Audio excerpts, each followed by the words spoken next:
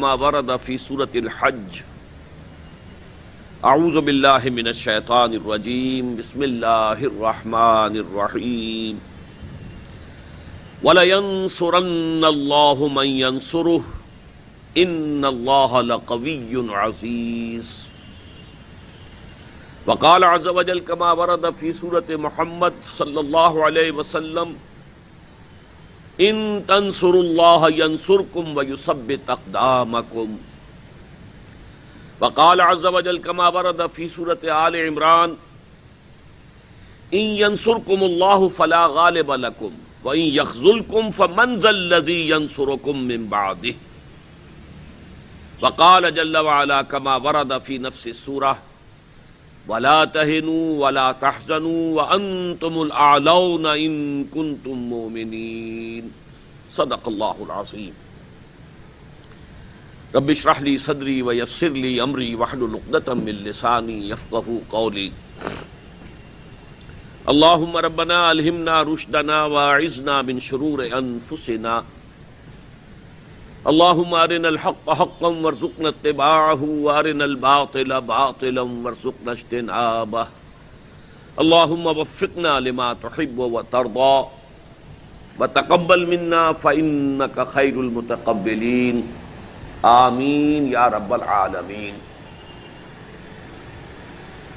معزز حاضرین اور محترم خواتین، پرسوں بھی اسی وقت آپ سے خطاب کا موقع ہوا تھا، لیکن پرسوں وہ محفل تھی درس قرآن کی. قرآن حکیم کی اپنی ایک تاثیر ہے، اس کے مضامین جو ہے ان کا اپنا ایک رنگ ہے. ظاہر بات ہے کہ اس کے درس کی جو کیفیت ہوتی ہے وہ عام تقاریر کی نہیں ہو سکتی. آج میری ایک عام تقریر ہے ایک معین موضوع پر. یہ موضوع کچھ سیاسی بھی ہے، دینی بھی ہے، اس لیے کہ ہماری ساری سیاسی سوچ بھی دینی سوچ کے تابع ہے، اس سے آزاد نہیں ہے، اس سے مختلف نہیں ہے. پھر یہ کہ اس میں کچھ تاریخی مباحث بھی آئیں گے. بہت سی باتیں ایسی بھی ہوں گی جو آپ میں سے بہت سے حضرات کی پہلے ہی سے جانی پہچانی ہے، ان کے علم میں ہے، لیکن میں ان سے درخواست کروں گا کہ ذرا صبر اور تحمل سے کام لیں، میری پوری بات پر غور کریں، تاکہ جو بات میں کہنا چاہتا ہوں اس کا پورا صغرا کبرا آپ کے سامنے واضح ہو. جیسا کہ میری گفتگو کا بھی عنوان آپ کے سامنے آیا ہے کہ پاکستان اس وقت ایک فیصلہ کن دوراہے پر کھڑا ہے. اصل میں تقریباً 1.5 ماہ قبل جو سول سپریم پاور آن ارتھ اس وقت ہے یا نہیں ہے، لیکن ہونے کی مدعی ہے، یونائٹڈ اسٹیٹس آف امریکہ، اس کے صدر صاحب کلنٹن صاحب تشریف لائے تھے جنوبی ایشیا کے دورے پر. تو ایک تو بالکل واضح تھا کہ انہوں نے بھارت میں 5 دن صرف کیے، اس کے مختلف علاقوں میں گئے. وہاں ان کا رنگ کچھ اور تھا، جیسے بالکل انسان ایٹ ہوم ہوتا ہے، بلکہ بعض اعتبارات سے مرعوب اور مبہوت ہوتا ہے. لیکن اس کے مقابلے میں پاکستان کے لیے انہوں نے 5 دنوں کے مقابلے میں 5 گھنٹے نکالے تھے. ویسے یہ کہ وہ کچھ بڑھ کر 6 گھنٹے ہو گئے. تو اس سے جو نسبت و تناسب اب امریکہ کی نگاہوں میں بھارت اور پاکستان کے مابین ہے وہ از خود واضح ہے. لیکن اس سے بھی آگے بڑھ کر جو انہوں نے خطاب فرمایا پاکستانی قوم سے، ٹیلی ویژن سے اور ریڈیو سے براہ راست، اور اس میں جو ویاخیان دیا انہوں نے اور جو وعظ فرمایا اور جو باتیں کچھ تلخ حقیقتیں جن کو کھول کر بیان کر دیا، اس اعتبار سے ہمیں ان کا ممنون ہونا چاہیے، مشکور ہونا چاہیے کہ انہوں نے لگی لپٹی نہیں رکھی بلکہ بات واضح کر دی. اب یہ ہمارا کام ہے کہ اس سے نتائج اخذ کریں اور اپنے لیے ایک لائحہ عمل مرتب کریں. میرے نزدیک کلنٹن صاحب کی اس تقریر سے پاکستان کا جو ایک قومی وجود ہے، ایک ملک کی حیثیت سے پاکستان، جس کو ہم نیشنل ایگزسٹنس کہیں گے، اس کا ایک بنیادی ڈائلیما ہے یا پریڈکمنٹ ہے جو تقریباً نصف صدی تک کچھ دبا رہا، پس منظر میں رہا. کچھ خارجی اور اضافی عوامل نے اسے نمایاں نہیں ہونے دیا. لیکن اب وہ ڈائلیما کہہ لیں، مخمصہ کہہ لیں، عقدہ لا ینحل کہہ لیں، پریڈکمنٹ کہہ لیں، وہ بہت ہی ہائی لائٹ ہو کر، نمایاں ہو کر ہمارے سامنے آ گیا ہے کہ اب ہم اس جگہ کھڑے ہیں کہ یا چنا کن یا چنی، یا ادھر جاؤ یا ادھر جاؤ. آنکھیں کھول کر اور پوری طرح غور و فکر کر کے اپنا راستہ معین کرو اور طے کر لو. وہ ڈائلیما کیا ہے اس کو اچھی طرح سمجھ لیجئے کہ جو پاکستان کے آغاز ہی سے تھا، اگرچہ بعض، جیسا کہ میں بعد میں عرض کروں گا، بعض عوامی کی وجہ سے وہ نمایاں نہیں ہوا، دبا رہا. پہلا ڈائلیما تو پاکستان کے وجود کا یہ تھا، اور پریڈکمنٹ کہہ لیجئے اس کو، مخمصہ کہہ لیں، پاکستان اس وقت منصہ شہود پر آیا ہے جبکہ پوری دنیا میں ایک عالمی تہذیب کا ڈنکا بج رہا تھا. اور اس عالمی تہذیب کے، اگر ویسے تو یہ کہ بات چونکہ مختصر کرنی ہے تو میں صرف اس کے 4 سیلینٹ فیچرز آپ کے سامنے رکھوں گا. 4 نمایاں اس کے جو اوصاف تھے وہ یہ: نمبر 1، لبرلزم، آزاد خیالی، آدمی جو چاہے سوچے اور پھر اس کو حق بھی ہے کہ وہ جو کچھ اس نے سوچا ہے اسے بیان کرے. خام خواہ کی کوئی مذہبی، اخلاقی اس قسم کی قدغنی جو ہے وہ انسان کا جو فکر ہے، اس کی سوچ ہے، اس کے اوپر عائد نہیں ہونی چاہیے. نمبر 2 کہ سیاسی سطح پر سیکولرزم اور ہیومن ساورنٹی، اس کا ڈنکا بج رہا تھا. نمبر ایک یہ کہ کسی مذہب کا، دین کا کوئی تعلق ریاست سے نہیں ہے. مذہب کے دائرے میں رہے، مسجد میں رہے، مندر میں رہے، سینیگوگ میں رہے، چرچ میں رہے، بس. جہاں تک کہ حکومت کا تعلق ہے، ریاست کا تعلق ہے، قانون کا تعلق ہے، معاشی نظام کا تعلق ہے، معاشرتی اقدار کا تعلق ہے، اس کا کسی مذہب سے کوئی سروکار نہیں. اور اس کے ساتھ ہی یہ کہ حاکمیت عوام کی ہے، وہ خود طے کریں گے کہ ہمیں کیا کرنا ہے. قانون بنائیں گے تو اپنے نمائندوں کی اکثریت کی رائے سے جو چاہیں گے قانون بنائیں گے. وہ چاہیں گے شراب پر پابندی لگا دیں گے، چاہیں گے تو شراب کے لائسنس ایشو کریں گے، چاہیں گے تو کھلا چھوڑ دیں گے، چاہیں گے تو 2 مردوں کو شوہر اور بیوی کی حیثیت سے تسلیم کر لیں گے اور اسے بھی ایک فیملی کا درجہ دے دیں گے. یہ سب ان کے اختیار میں ہے. یہ عوامی نمائندے جو چاہیں گے فیصلہ کریں گے. کسی مذہب کا، کسی اخلاق کا، کسی روحانی اقدار کا اس میں کوئی دخل نہیں. تیسری بات یہ کہ سود اور جوئے پر مبنی، بیسیکلی انٹرسٹ بیسڈ کیپٹلزم، اس کا دنیا میں سکہ چل رہا تھا. اگرچہ یہ کہ ایک طاقت تھی جو سوشلزم کے عنوان سے کام کر رہی تھی، لیکن یہ کہ باقی اکثر و بیشتر دنیا میں جو انٹرسٹ بیسڈ کیپٹلزم ہے اس کا سکہ روا تھا. اور چوتھے یہ کہ پرمیسو ہیڈونزم، اباحیت پسندانہ لذت پرستی. ہر انسان کا حق ہے کہ لذت حاصل کرے. ہیڈونزم کس کو کہتے ہیں؟ فلسفہ اخلاقیات کی اصطلاح ہے. لذت کا حصول یہ انسان کا حق ہے. اب لذت کے حصول میں جنسی لذت بھی ہے، کام و دہن کی لذت ہے. اب اس لذت کو انسان جو ہے پرمیسو انداز میں، کوئی شخص اگر ہومو سیکشولیٹی کے ذریعے سے اپنی وہ لذت حاصل کر لینا چاہتا ہے، آپ کو کیا اعتراض ہے؟ آپ کو اس پر کچھ کہنے کا، کچھ انگلی اٹھانے کا یا اس کو جرم قرار دینے کا حق حاصل نہیں ہے. تو پرمیسو اباحیت جسے ہم کہتے ہیں، ہر چیز بس ٹھیک ہے، مباح ہے، جو چاہو کرو، اور اپنی جو بھی آرزوئیں اور امنگیں تمہارے نفس کی گہرائیوں سے ابھرے، ان کی سیکشول گریٹیفیکیشن جس طور سے چاہو کر لو. یہ ہے وہ عالمی تہذیب کے جس کا سکہ پوری دنیا میں چل رہا تھا. اور اس کو نوٹ کر لیجئے کہ یہ جو ایسٹرن بلاک تھا، جس کے درمیان اور مغربی بلاک کے درمیان کولڈ وار جاری تھی، تہذیبی اعتبار سے وہ بھی انہی چیزوں کا قائل تھا. صرف معاشی میدان میں یہ آزاد معیشت کی بجائے کنٹرولڈ معیشت، اور یہ انفرادی ملکیت کی بجائے قومی ملکیت کی بنیاد پر صرف 2 معاشی نظاموں کا تو ٹکراؤ تھا. باقی تہذیب ان کی بھی وہی تھی، وہی لبرلزم، وہی مادیت پرستی، وہی انسانی حاکمیت، وہی سیکولرزم، وہی پرمیسو ہیڈونزم. یہ ساری چیزیں جو ہیں ان میں تہذیبی اعتبار سے اور سیکولرزم کے اعتبار سے کوئی فرق نہیں تھا، بلکہ 2 قدم آگے ہی تھا یہ مشرقی بلاک جو ہے مذہب کی نفی میں. اور اخلاقی اقدار، وہ تو کہتے ہیں کہ اخلاقی اقدار تو کوئی مستقل اشیاء ہے ہی نہیں، یہ تو یہ کہ معاشی حالات کی پیداوار ہوتی ہے. تو چونکہ میٹیریلزم جو تھا وہ اپنی آخری انتہا پر ڈائلیکٹیکل میٹیریلزم کی شکل اختیار کر گیا کمیونزم کی صورت میں، لہذا اس اعتبار سے وہ دو قدم آگے ہی تھے، لیکن یہ کہ جہاں تک تہذیبی جو اصول ہیں وہ ان کے درمیان مشترک تھے۔ جنگ جو تھی، تصادم جو تھا اور آپس میں جو مقابلہ ہو رہا تھا وہ صرف دو معاشی نظاموں کا تھا۔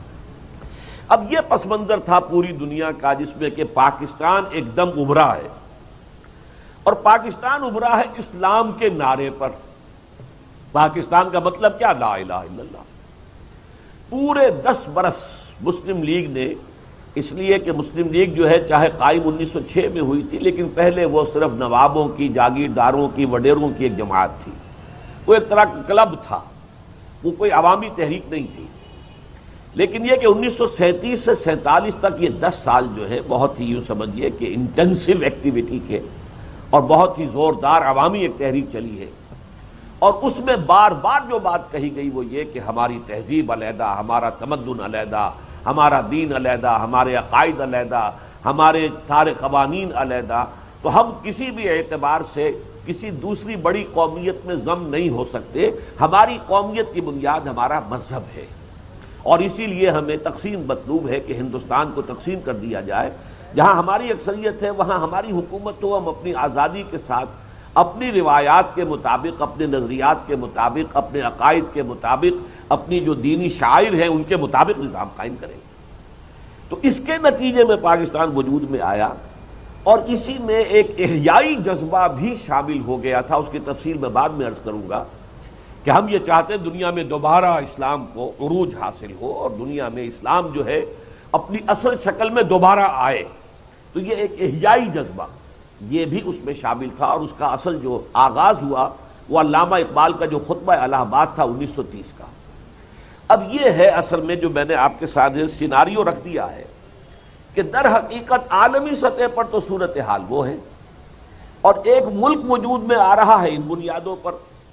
یہ گویا کہ ہم یہ بھی کہہ سکتے ہیں کہ یہ تو ایک چیلنج کے طور پر وجود میں آیا، یا اگر آپ اسی ڈائلیکٹیکل میٹیریلزم کی اصطلاح استعمال کریں تو اینٹی تھیسس کے طور پر، یعنی جو بھی وہ عالمی تہذیب تھی مادہ پرستانہ اور اباحیت پسندانہ اور دین کی نفی کرتے ہوئے، مذہب کو صرف مذہب کی حیثیت سے تسلیم کرتے ہوئے، اس عالمی تہذیب کا اینٹی تھیسس کے طور پر پاکستان جو ہے وہ دنیا کے نقشے پر ظاہر ہوا۔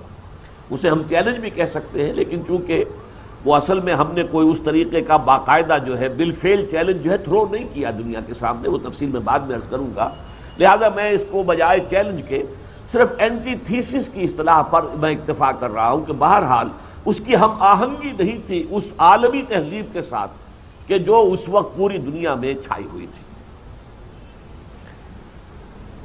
اب یہ میں چاہتا ہوں کہ ذرا تھوڑا سا پس منظر ان دونوں چیزوں کا، جس کا میں نے کنٹراسٹ آپ کے سامنے رکھا ہے، جسے ہم مغربی تہذیب کہتے ہیں، جس میں لبرلزم ہے، سیکولرزم ہے، اور ہیومن ساورنٹی ہے، انٹرسٹ بیسڈ کیپٹلزم ہے، وغیرہ وغیرہ، اور پرمیسو ہیڈونزم ہے، لذتیت پرستی ہے، اباحیت پسندی ہے۔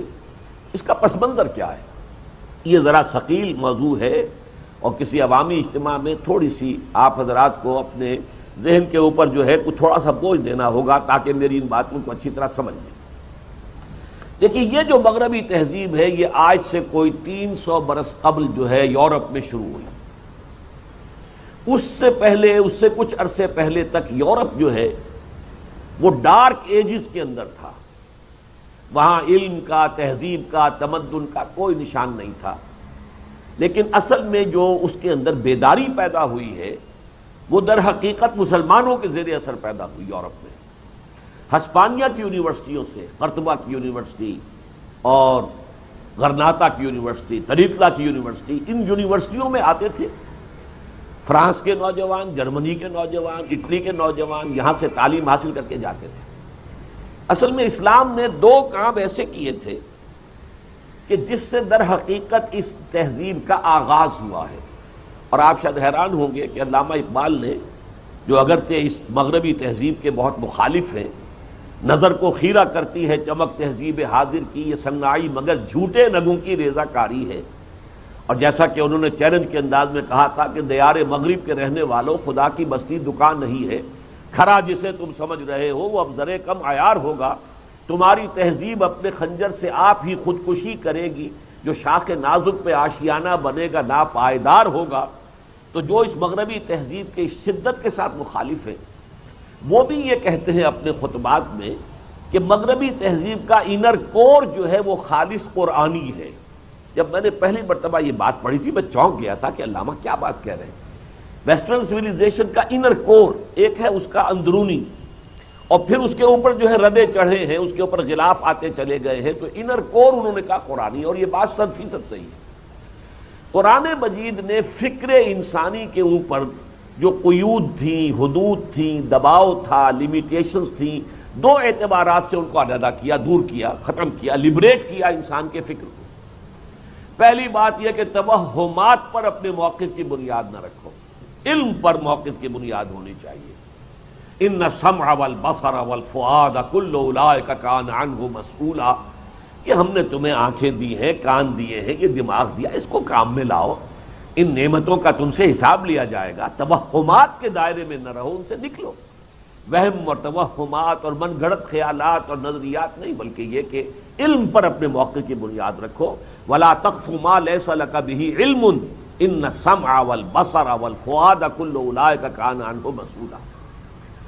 دوسرا کام اس نے یہ کیا کہ اس وقت تک انسان کی سوچ جو ہے وہ صرف استخراجی منطق، یعنی بال کی کھال اتار رہے ہیں، ایک ہی بات کے منطقی نتیجے نکالتے چلے جا رہے ہیں، اسی کے اندر جو ہے وہ گم ہے، اس کی بجائے جسے اب کہتے ہیں انڈکشن، ڈیڈکٹیو لاجک اور انڈکٹیو لاجک، اس کا آغاز در حقیقت قرآن کے ذریعے سے ہوا ہے۔ وہ انڈکشن کیا ہے کہ پوری کائنات کا مشاہدہ کرو، کھول آنکھ، زمین دیکھ، فلک دیکھ، فضا دیکھ، مشرق سے ابھرتے ہوئے سورج کو ذرا دیکھو، یہ سب آیات الہیہ ہیں۔ ان فی خلق السماوات والارض واختلاف اللیل والنہار والفلک التی تجری فی البحر بما ينفع الناس وما انزل اللہ من السماء من ماء فاحیا به الارض بعد موتها وبث فيها من كل دابة وتصريف الرياح والسحاب المسخر بين السماء والارض لآیات لقوم یعقلون۔ یہ سب نشانیاں ہیں، دن ہے، رات ہے، آسمان ہے، زمین ہے، دن رات کا الٹ پھیر ہے، یہ بادلوں کا چلنا ہے، ہواؤں کا چلنا ہے، بارش کا برسنا ہے، روئیدگی کا زمین سے نکلنا ہے، اور سمندروں میں اور دریاؤں میں کشتیوں کا چلنا ہے، اور جتنے ہم نے یہ چوپائے زمین میں، یہ سب ہماری نشانیاں ہیں۔ مشاہدہ کرو، غور و فکر کرو، سوچ بچار کرو، ان چیزوں کی جو ہے خلقت کے اندر جو قوانین فطرت مضمر ہیں انہیں تلاش کرو، اور ان کو پھر اس کے ذریعے سے جو قواعد فطرت ہیں ان کو استعمال کرو۔ اس لیے کہ قرآن کہتا ہے یہ تو سورج اور چاند بھی ہم نے تمہارے لیے مسخر کر دیے، سخر لکم ما فی السماوات و ما فی الارض، تمہارے لیے انسان کو ہم نے خلیفۃ اللہ بنایا ہے، اللہ کا خلیفہ ہے اس زمین پر، تو اس کے لیے مسخر کر دیے گئے ہیں، سورج بھی اور چاند بھی اور ہوائیں بھی، یہ ساری چیزیں مسخر ہیں، تو ان کو استعمال کرو، ہارنس کرو، ان کو لگام لگاؤ، لگام ڈالو، اور ان کو اپنے استعمال میں لاؤ۔ یہ ساری چیزیں جیسا کہ میں نے عرض کیا ہے یہ خالص اسلامی بنیاد پر یورپ میں یہ فکر پھیلا، اور پھیلا کن کے ذریعے؟ جو ہسپانیہ کی یونیورسٹی میں آ کر پڑھتے رہے اور پھر واپس جاتے رہے۔ ہمارے نوجوان تو امریکہ جاتے ہیں پھر وہیں آباد ہو جاتے ہیں، اس میں صرف ان کا قصور نہیں ہے، ہمارا بھی قصور ہے، ہم نے یہاں ایسے حالات ہی پیدا نہیں کیے کہ وہ واپس آ کر یہاں انہیں کو باعزت مقام مل سکے، لیکن ان کو بھی وہاں پر سنہری زنجیریں ایسا جکڑ لیتی ہیں کہ وہاں کے حالات، وہاں کی آمدنیاں، وہاں کی جو بھی ان کو آسائشیں ہیں، پھر ان کو چھوڑ کر یہاں آنا ممکن نہیں رہتا۔ لیکن وہ نوجوان جو فرانس سے گئے، جو اٹلی سے گئے، جو جرمنی سے گئے، وہ واپس آئے، وہ اپنے ذہن کے اندر ایک نئی روشنی لے کر آئے، کھلا ذہن لے کر آئے، روشن خیالی لے کر آئے، غور و فکر اور سوچ و بچار کی ان کی جو صلاحیتیں تھیں، فیکلٹیز تھی مینٹل، وہ بیدار ہوئیں۔ اب انہوں نے آ کے پھر اپنے ہاں دو تحریکیں شروع کیں، ایک کو کہتے ہیں تحریک اصلاح مذہب، ریفرمیشن، کہ مذہب کے معاملے میں بھی یہ جو ہم نے جو پاپائیت کا نظام قائم ہے، اور پوپ کو اختیار ہے جو چاہے وہ جس چیز کو چاہے حلال کہہ دے، جس چیز کو چاہے حرام کہہ دے، یہ کیا، یہ کیسے ایک انسان کے ہاتھ میں یہ اختیارات آ سکتے ہیں؟ ہر انسان کو حق ہونا چاہیے کہ وہ بائبل پڑھے اور خود جو ہے علم حاصل کرے۔ اس سے ان کے ہاں ایک نیا مذہب پیدا ہوا، اور جس کا نام پروٹیسٹنٹس ہے، ورنہ اس سے پہلے سب کے سب جو ہیں وہ ایک ہی طرح کے عیسائی تھے، جنہیں آج کل آپ کیتھولکس کہتے ہیں، رومن کیتھولکس۔ پورے یورپ کے اوپر اسی کا جو ہے وہ غلبہ تھا۔ اور دوسرے یہ کہ ایک تحریک احیاء علوم شروع ہوئی، علم کو دوبارہ زندہ کیا جائے، اس لیے کہ جب تک پوپ کا اقتدار تھا پورے یورپ میں، سائنس اور فلسفہ پڑھنا گناہ تھا، گناہ عظیم، گناہ کبیرہ، جرم۔ جس کے گھر سے کوئی سائنس کی کتاب نکل آئی زندہ جلا دیا گیا، کسی کے گھر سے فلسفے کی کتاب برآمد ہو گئی زندہ جلا دیا گیا۔ حالانکہ سائنس اور فلسفے کا آغاز بہت پہلے یورپ ہی میں ہوا تھا، یونان میں، یونان کا فلسفہ، یونان کی سائنس، لیکن اب وہ سائنس اور فلسفہ وہاں مر چکا تھا، دفن ہو چکا تھا پوپ کے اقتدار کے تحت۔ لیکن اب جو ہے مسلمانوں کے زیر اثر اب سائنس اور غور و فکر، کائنات کا مشاہدہ اور مطالعہ اور اس سے نتائج اخذ کرنا، اور جو یہ نیچرل فورسز ہیں، جو اس کے اندر توانائی ہے، انرجی ہے۔ اب جیسے آگ کے اندر ایک انرجی ہے، معلوم ہوا کہ آگ کی انرجی کو ہم استعمال کر سکتے ہیں۔ کسی شخص نے دیکھا کہ چولہے کے اوپر ہانڈی چڑھی ہوئی ہے اور اس کا ڈھکنا جو ہے وہ بج رہا ہے، اٹھ رہا ہے، کیوں اٹھ رہا ہے، کس نے اس کو اٹھایا؟ قانون تو یہ تھا کہ جب تک کوئی طاقت جو ہے باہر سے آ کر اس پر عمل نہ کرے، کوئی شے جنبش نہیں کرتی، تو کیا چیز جنبش کرا رہی ہے؟ اس کو معلوم ہوا کہ اسٹیم، یہ جو بھاپ ہے اس میں طاقت ہے، وہ اس کو اٹھا رہی ہے، تو آپ نے اسٹیم انجن ایجاد کر لیا۔ اور یہ اس طریقے سے یہ جو روشنی وہاں پھیلی، تو دو چیزیں، ایک تحریک احیاء مذہب ریفارمیشن اور ایک تحریک احیاء العلوم رینیسانس، یہ دونوں جو ہیں مسلمانوں کے زیر اثر وہاں پر یہ رجحانات پیدا ہوئے۔ البتہ اب یہاں دو باتیں ایڈ کیجئے، دو عوامل کی وجہ سے ان میں انتہا پسندی آ گئی۔ دو دباؤ پہلے تھے وہاں یورپ میں، بادشاہت کا نظام، ڈیوائن رائٹس آف کنگز، بادشاہوں کے اختیارات اور حقوق وہ تو خدائی ہوتے ہیں۔ جیسے ہمارے ہاں ذل سبحانی، وہ جو اللہ کا اصل میں بادشاہ جو ہوتا ہے ذل اللہ ہوتا ہے، زمین پر اللہ کا سایہ ہوتا ہے، ذل سبحانی ہے۔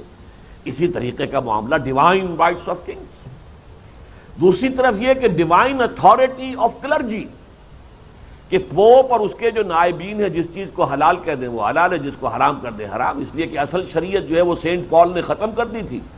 شریعت موسوی حضرت مسیح کہہ کر گئے تھے کہ تم پر یہ لاگو رہے گی، نافذ رہے گی، عائد رہے گی۔ Don't think I have come to destroy law, mosaic law, حضرت موسیٰ کی شریعت تمہیں بھی پابندی کرنی ہوگی۔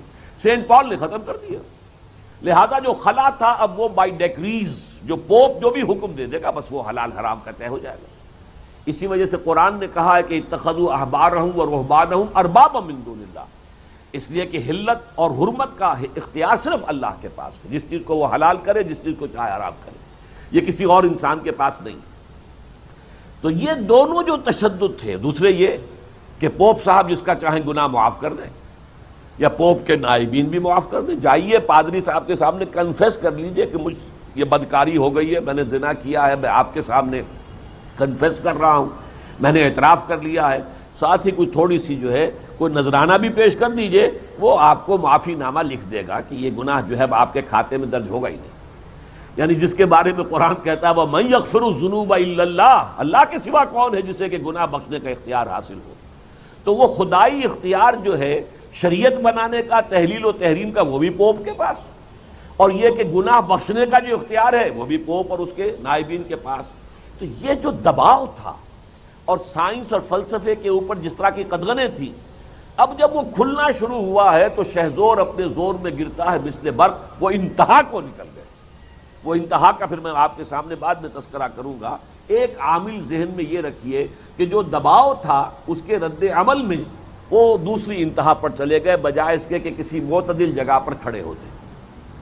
ایک اور فیکٹر جو ہے جس کو کہ آج ہمیں اچھی طرح سمجھ لینا چاہیے، اس لیے کہ یہ معاملہ اب اپنی آخری سرحدوں کو پہنچا ہوا ہے جس کا ہمیں اندازہ نہیں ہے۔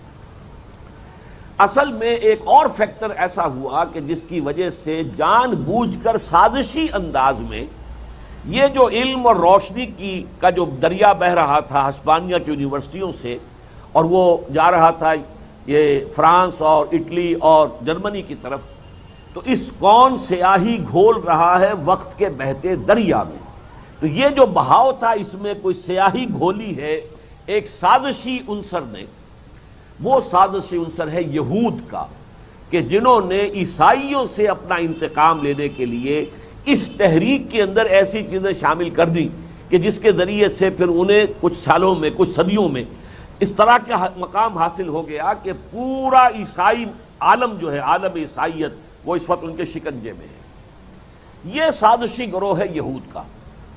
یہودیوں نے جب حضرت مسیح کو اپنے بس پڑتے سولی پر چڑھا دیا کہ اللہ نے بچایا، اللہ نے اٹھایا آسمان پر، وہ علیحدہ مسئلہ ہے، انہوں نے تو بہرحال اپنے بس پڑتے انہیں سولی پر چڑھا دیا، تو گویا کہ اسی وقت سے وہ اللہ تعالیٰ کی طرف سے لعنت کے اور عذاب کے مستحق ہو گئے۔ لیکن پھر انہوں نے حضور کا بھی انکار کیا۔ حضور کی آمد پر صلی اللہ علیہ وسلم اللہ نے انہیں ایک موقع دیا تھا، عسیٰ ربکم ان یرحمکم وان عدتم عدنا وجعلنا جہنم للکافرین حصیرا، تمہارا پروردگار اب بھی تم پر رحم فرمانے کے لیے تیار ہے، اس کی رحمت جو ہے تم پر سایہ کرنے کے لیے اب بھی آمادہ ہے، بشرطے کہ اب تم ایمان لے آؤ۔ ان ھذا القرآن یہدی للتی ہی اقوم، اب محمد رسول اللہ پر اور اس قرآن پر ایمان لے آؤ تو پھر بھی ہماری رحمت کا سایہ تم پر ہو جائے گا۔ تو حضور کے بھی بدترین دشمن یہودی ہوئے۔ نتیجہ یہ ہوا کہ یہ اب اس وقت دنیا کے اندر مغضوب علیہم، ملعون قوم ہے، مردود قوم ہے، اور اپنے اس رد عمل میں انہوں نے اب یوں سمجھیے کہ ایول فورس کی ایک شکل اختیار کر لی۔ شیطان کے دنیا میں سب سے بڑے ایجنٹ جو ہیں وہ در حقیقت اجتماعی طور سے یہودی قوم ہے، شیطان کی اعلی کار۔ اب تاریخی اعتبار سے یہ دیکھیے کہ یہ عیسائی جو تھے یہ وہ لوگ تھے کہ جنہوں نے حضرت مسیح کو پہلے تو مانا نبی کی حیثیت سے، بعد میں خدا کا بیٹا ہی قرار دے دیا۔ یہودی جو انہوں نے کہا تھا نہیں یہ تو ویسے بھی ولد الحرام ہے، ولد الزنا ہے، معاذ اللہ ثم معاذ اللہ، نقل کفر نہ باشد، اور اس کے جو معجزے ہیں یہ تو صرف جادو ہے، جادو جو ہے کفر ہے، لہذا یہ کافر ہو گیا، مرتد ہو گیا، واجب القتل ہے، سولی پر چڑھا دیا۔ تو یہ دشمنی شدید یہودیوں کے اور عیسائیوں کے درمیان میں پہلے دن سے ہوئی جانی تھی۔ ایک شخص کو وہ خدا کا بیٹا کہہ رہے ہیں، وہ کہہ رہے ہیں کہ وہ معاذ اللہ حرام زادہ ہے، اور یہ کہ وہ تو در حقیقت جادوگر ہے، واجب القتل ہے، مرتد ہے۔ تو ان کے درمیان تو دشمنی جو ہے وہ بالکل اصولی بات تھی۔ چنانچہ عیسائیوں پر جو حضرت مسیح کے پیروکار تھے تقریباً یوں سمجھیے کہ 300 برس تک بہت تشدد کیا یہودیوں نے بھی، اور رومی سلطنت جو تھی کیونکہ وہ بھی بت پرست تھی، لہذا یہ موحدین تھے، حضرت عیسیٰ کے ماننے والے۔ یہ سورہ کہف میں اصحاب کہف کا واقعہ، یہ کون تھے؟ یہ عیسائی تھے جو توحید پر ان کا وہ ایمان لائے تھے، اور رومن امپائر میں ڈیسیس جو تھا، دقیانوس جسے کہتے ہیں، وہ اس کا امپرر تھا، اور اس نے فیصلہ کر دیا تھا کہ ان کو جو ہے 7 دن کی مہلت ہے، اس کے اندر اگر یہ اپنے توحید کے دین سے باز نہ آئے تو انہیں رجم کر دیا جائے گا۔ وہ جا کر چھپ گئے غار میں، اللہ نے 300 برس تک انہیں سلائے رکھا، اور پھر ان کو سامنے وہ ایک لمبا واقعہ میں اسے بیان نہیں کر سکتا۔ تو اس کے پس منظر میں آپ دیکھ لیجئے کہ بڑی شدید دشمنی تھی، اور یہودی اور رومی جو بت پرست تھے وہ دونوں مل کر عیسائیوں پر تشدد کر رہے تھے۔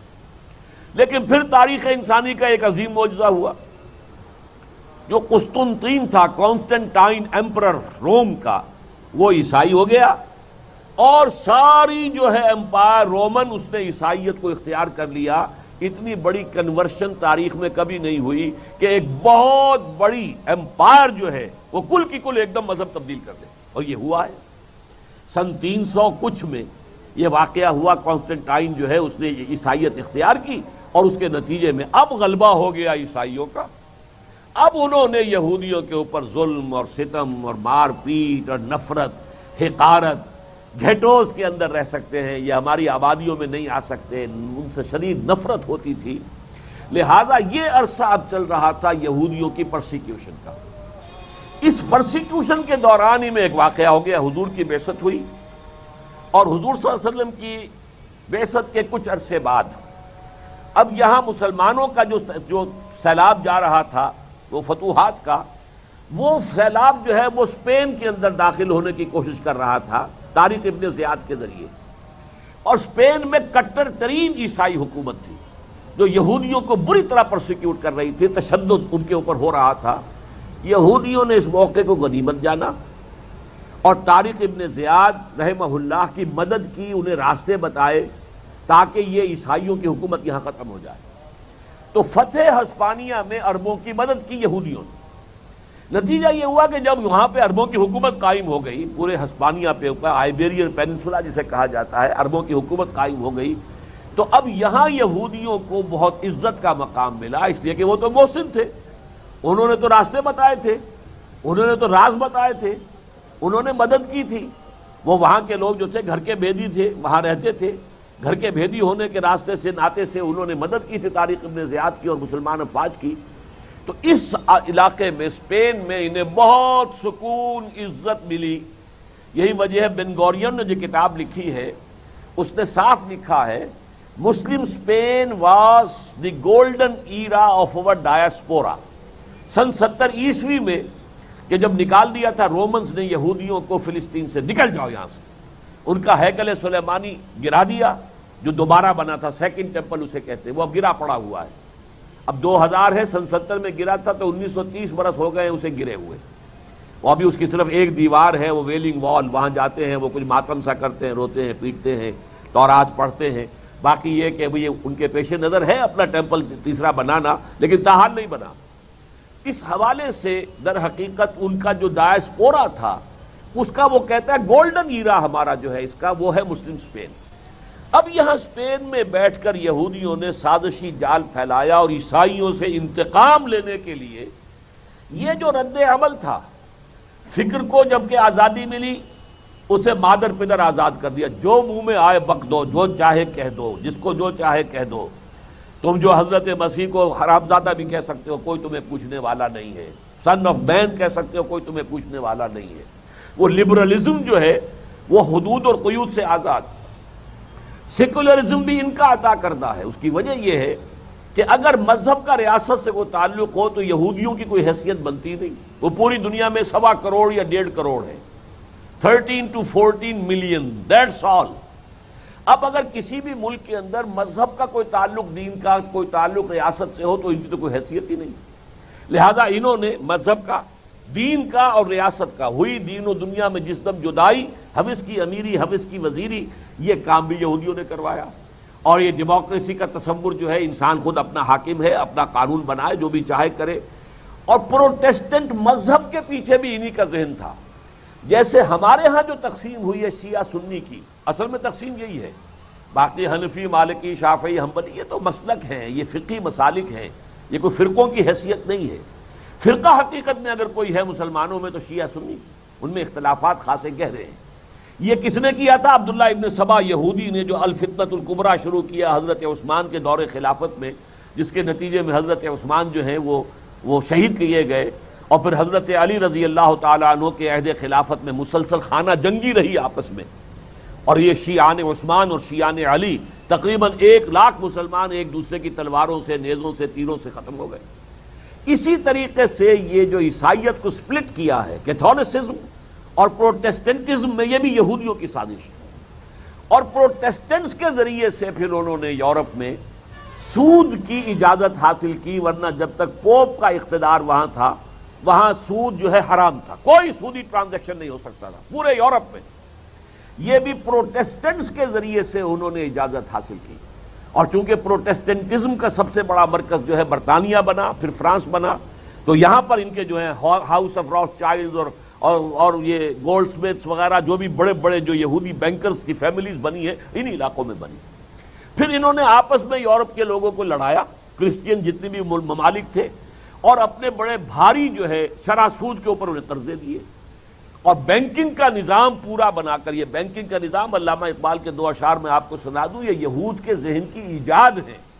اور یہ اسی عرصے کے اندر یہ ایجاد ہوئی ہے، ورنہ پوری دنیا میں کہیں یہ بینکنگ کا نظام موجود نہیں تھا. نہ سود کا نظام تھا، نہ بینکنگ کا نظام تھا. ای بنوک، علامہ اقبال کہتے ہیں بینک کی جمع بنوک ہے عربی میں.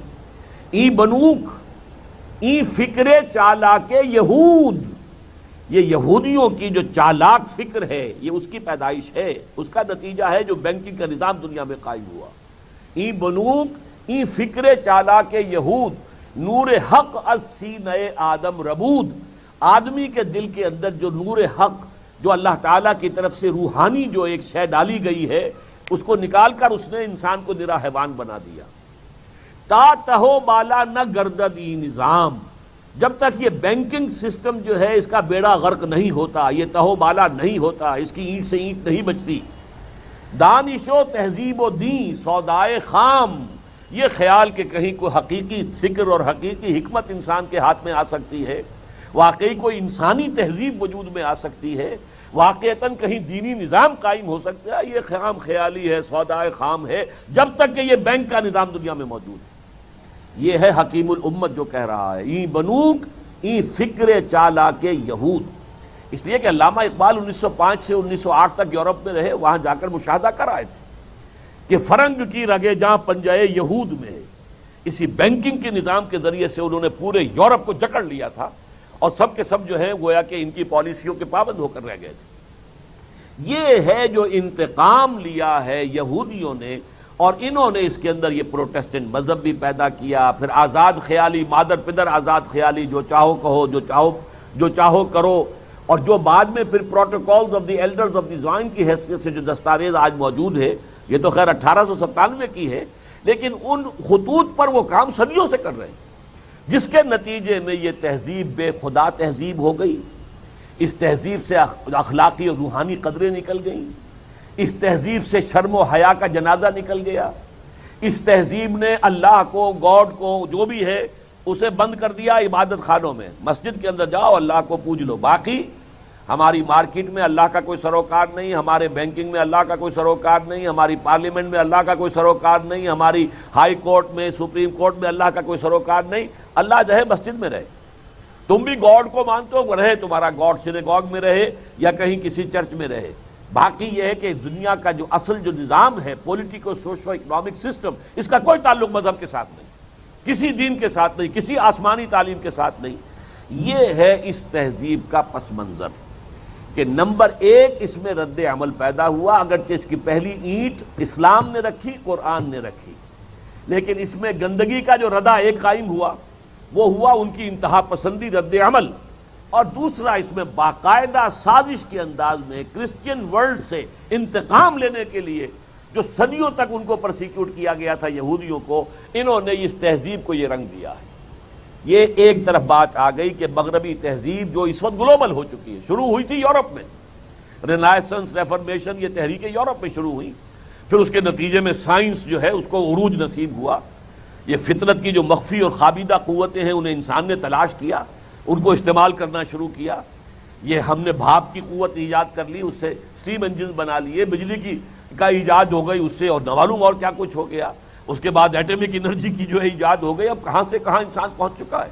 یہ سارا در حقیقت اس کا نتیجہ ہے جس کا کہ آغاز مسلم تہذیب کے تھرو ہوا تھا اسپین سے، لیکن رد عمل کی انتہا میں یہ معاملہ یہاں تک پہنچ گیا کہ آج کی مغربی تہذیب خالص دجالی تہذیب بن چکی ہے، یک چشم، آسمانی ہدایت سے بالکل وہ آزاد، کوئی ہمیں ضرورت نہیں کسی خدائی تعلیم، آسمانی تعلیم، کسی وحی کی ہدایت، کوئی آسمانی شریعت، کوئی اللہ کے دیے ہوئے قوانین، نہیں کچھ نہیں، رکھو انہیں اپنے پاس، ہم تو خود آئم دی منار کا فال آئی سروے، ہم خود اپنے جو ہے وہ حاکم ہے، نظام بنائیں گے، جو چاہیں بنائیں گے۔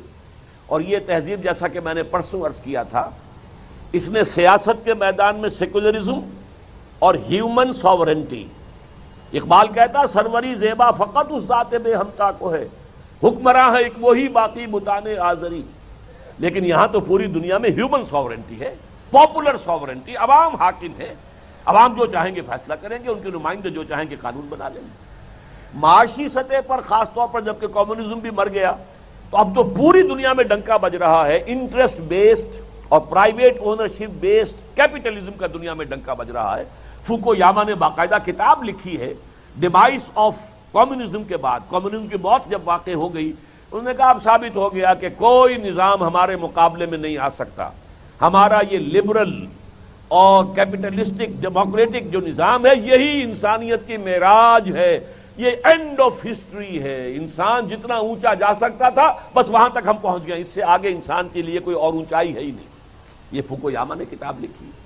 اب یہ جو دجالی تہذیب ہے، آخری جو ہمارا کوئی کہہ لیجئے پناہ گاہ ہے مشرقی تہذیب یا اسلامی تہذیب، ہمارا خاندانی نظام ہے، کوئی بڑوں کی عزت کا خیال ہے، ماں باپ کے کی خدمت ہوتی ہے، ان کا ادب کیا جاتا ہے، کوئی شرم حیا ہے، عفت اور عصمت کے کوئی معاملات ہیں، ان تمام چیزوں میں ستر ہے، حجاب ہے، ان تمام چیزوں کے اوپر اب سب سے بڑا کاری وار جو آ رہا ہے کہ یہ مغربی تہذیب جو ہے ہماری ان اقدار کو ختم کرنے کے لیے آخری وار کرنے والی ہے۔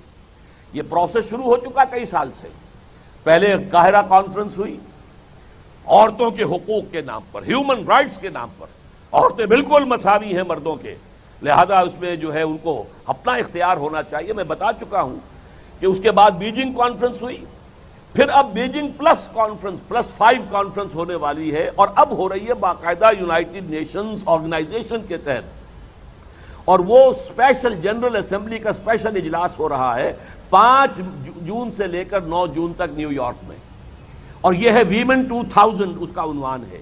اور بیجنگ +5 کے 5 سال میں بیجنگ کانفرنس میں ہم نے جو کچھ طے کیا تھا اس کا جائزہ لیں گے، کتنا کچھ عمل ہوا ہے، کیا کچھ ابھی اس میں کچھ مسلمان ممالک نے، ہماری بھی اس وقت کی وزیرہ عظمیٰ جو ہے ہماری بے نظیر صاحبہ گئی تھی وہاں پر بیجنگ میں، لیکن انہوں نے وہاں کچھ نہ کچھ کہا تھا کہ نہیں یہ ساری قدریں ہمارے ملک میں اس طور سے ابھی ہم اختیار نہیں کر سکتے. لیکن یہ کہ اب وہ کہتے ہیں کہ یہ جتنی بھی ریزرویشن بعض مسلمان ممالک نے کی تھی اب ہمیں سوچنا ہے کہ کیسے ان ریزرویشن کو ختم کریں. اور یہ کہ یہ اب معاملہ فرض کیجئے، میں نے چند مثالیں بھی آپ کو دے دی تھی. نمبر 1، ہومو سیکسولیٹی کو ایک نارمل سیکسول اورینٹیشن سمجھا جائے، اس کے بارے میں ناک منہ نہ چڑھائی جائے، یہ نہ سمجھا جائے کہ برا کام ہے. جرم تو بہت دور کی بات ہے، بنظر استحقار بھی نہیں دیکھ سکتے آپ ہومو سیکسول کو. اگر 2 مرد آپس میں جنسی خواہش پوری کریں اور 2 عورتیں آپس میں جنسی خواہش پوری کریں تو یہ بھی ایک اورینٹیشن ہے. کسی کا مزاج کچھ اور ہے، کسی کا مزاج کچھ اور ہے، مزاجوں کا فرق ہوتا ہے، بس مزاجی فرق ہے، اس کے سوا کچھ نہیں. نمبر 2، ہومو سیکسول میرجز کو نارمل فیملی کا درجہ دیا جائے. جو بھی ایک خاندان کا ایک نظام ہوتا ہے کسی معاشرے کے اندر، تو 2 مرد اگر آپس میں میاں بیوی کا حیثیت اختیار کریں تو اسے بھی ایک نیچرل اور اس کو بھی ایک پوری طرح جو ریسپیکٹیبل فیملی کا درجہ دیا جائے. نمبر 3، پروسٹیٹیوشن کو، قہوہ گری کو، عصمت فروشی کو بھی ایک پیشہ جو ہے اور اس کی ڈگنیٹی ہو، کہ جیسے کوئی فیکٹری لیبرر ہے، کام کر رہا ہے، فیکٹری ورکر ہے، ایسے ہی یہ سیکسول ورکر ہے، بس اسے سیکسول ورکر کہیں گے. اس نے اپنا جو ذریعہ معاش بنایا ہے اس کو کہ وہ اپنی جنسی جو ہے جو بھی اس کے سے لذت حاصل کر لے، اس کو اپنی آمدنی کا ذریعہ بنایا ہے، لہذا اس پر بھی کوئی قدغن نہیں، اس کے اوپر کہیں کوئی نکیر نہیں، کسی درجے میں بھی اسے برا سمجھنے کا سوال نہیں. ہیومن رائٹس، وہ بھی تو آخر ہیومن بینگ ہے، اس کا یہ حق ہے، اس کا اختیار ہے، وہ جس طریقے سے چاہے کمائے. پھر یہ کہ مرد اور عورت جو ہے اگر شوہر اور بیوی بن ہی جائیں، اول تو یہ کہ یہ فیملیز کے یہ نظام آ رہے ہیں، تو اس میں بھی یہ ہے کہ عورت کو اس کا پابند نہ سمجھا جائے کہ وہ گھریلو کام کرے، بلکہ یہ مانا جائے کہ اگر وہ گھریلو خانہ داری کا کام کرتی ہے تو اس پر ویج طلب کرے، اجرت طلب کرے شوہر سے، یہ اس کا حق ہے.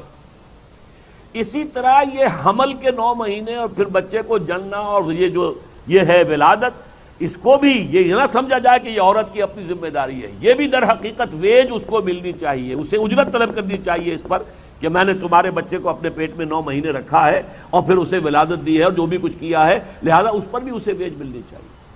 اور عورتوں اور مردوں کے حقوق طلاق کے معاملے میں اور وراثت کے معاملے میں بالکل برابر ہونے چاہیے، کوئی فرق نہیں، بیٹے کا بیٹی کا حصہ برابر ہوگا. اس قسم کی چیزیں ہیں جو ایجنڈا تیار کیا گیا ہے، جو اس کے لیے ڈاکومنٹ تیار ہوا 20 اپریل کی تاریخ کو، اور وہ ڈاکومنٹیشن جو ہے سامنے آئے گی اور اجلاس ہوگا. اور اگر یہ سارا پروگرام جو ہے UNO کے تحت طے پا گیا تو گویا کہ دنیا کا جو ملک بھی اس کو اختیار نہیں کرے گا اس پر سینکشنز لگیں گی، اس لیے کہ یہ تو یونائٹڈ نیشن نے پاس کیا ہے صاحب، یہ پوری دنیا کا ادارہ ہے، عالمی ادارہ ہے، اس نے پاس کیا ہے، ہیومن رائٹس کا معاملہ ہے. در حقیقت ہمارے ہاں ابھی ہیومن کانفرنس جو ہوئی ہے ہیومن رائٹس کی، یہ اسی کا یہ سمجھیے ہراول دستہ ہے جو آ رہا ہے. ہم تو ان سے آگے بڑھ کر جو ہے پریمپٹ کرنا چاہ رہے ہیں اور اس میں کچھ اقدامات ہم نے کر لیے. بہرحال یہ میں آپ کو بتا رہا ہوں، یہ ہے اس تہذیب کا پس منظر جسے میں اب دجالی تہذیب کہہ رہا ہوں. اور یہ دجالی تہذیب جو ہے اب اپنے آخری مرحلے میں داخل ہو گئی ہے کہ خاندانی نظام کو اور عصمت و عفت کے تمام اقدار جو ہیں ان سب کو تہو بالا کرنے کے لیے وہ آخری اپنی مہم شروع کرنے والی ہے. یہ تو ہے عالمی تہذیب جس میں میں اور آپ سانس لے رہے. دوسری بات میں نے کہی تھی پاکستان وجود میں کیسے آیا، ذرا اسے بھی ذہن میں تازہ کر لیں. دیکھیے آج سے 200 سال قبل پورے ہندوستان پر مسلمانوں کی حکومت تھی، کہیں کہیں کوئی ہندو راجا، بس. زیادہ آپ یہ کہہ سکتے ہیں کہ مغلیہ سلطنت کمزور ہوئی تو اپنی اپنی جگہوں پر جو مسلمان جو تھے نواب وغیرہ وہ طاقتور ہو گئے، یہی بات تھی. لیکن تھی تو مسلمانوں کی حکومت. انگریز آیا، انگریز نے ہم سے حکومت چھینی، کہیں کہیں ہندوؤں سے بھی چھینی. کہیں پنجاب میں سکھوں سے لی، یہاں سندھ میں تو مسلمانوں سے لی تھی، تالپور خاندان کی حکومت تھی۔ اور ایک تو پہلا مرحلہ تو یہ ہوا کہ کوشش کی ہندوؤں نے، مسلمانوں نے مل کر انگریز کو دفع کریں، نکال دیں 1857 میں، جسے اب کہا جاتا ہے جنگ آزادی، پہلے کہتے تھے غدر، لیکن وہ ناکام ہو گئی۔ اس کے بعد جب ایک حکومت شروع ہوئی سلطنت برطانیہ کی براہ راست، ورنہ پہلے تو وہ ایسٹ انڈیا کمپنی تھی، ایک تجارتی کمپنی تھی، تجارت کرنے آئی تھی، اسے تو گھر بیٹھے جو ہے حکومت مل گئی، ورنہ اس کے پیش نظر تو صرف تجارت تھی۔ لیکن یہ کہ حکومت مل جائے، راہ پڑے بھی، اگر ہیرا مل جائے، کوہ نور ہیرا، تو کس کو برا لگتا ہے؟ یہاں چونکہ حالات ایسے تھے، کوئی مرکزی حکومت اور طاقت اتنی مضبوط نہیں تھی، ٹیپو سلطان نے بہرحال اپنی جو بھی جان دے دی، اس نے اپنی سی کوشش کی، لیکن یہ کہ یہاں کوئی ریزسٹنس نہیں ہو سکی اور ان کی حکومت ہو گئی۔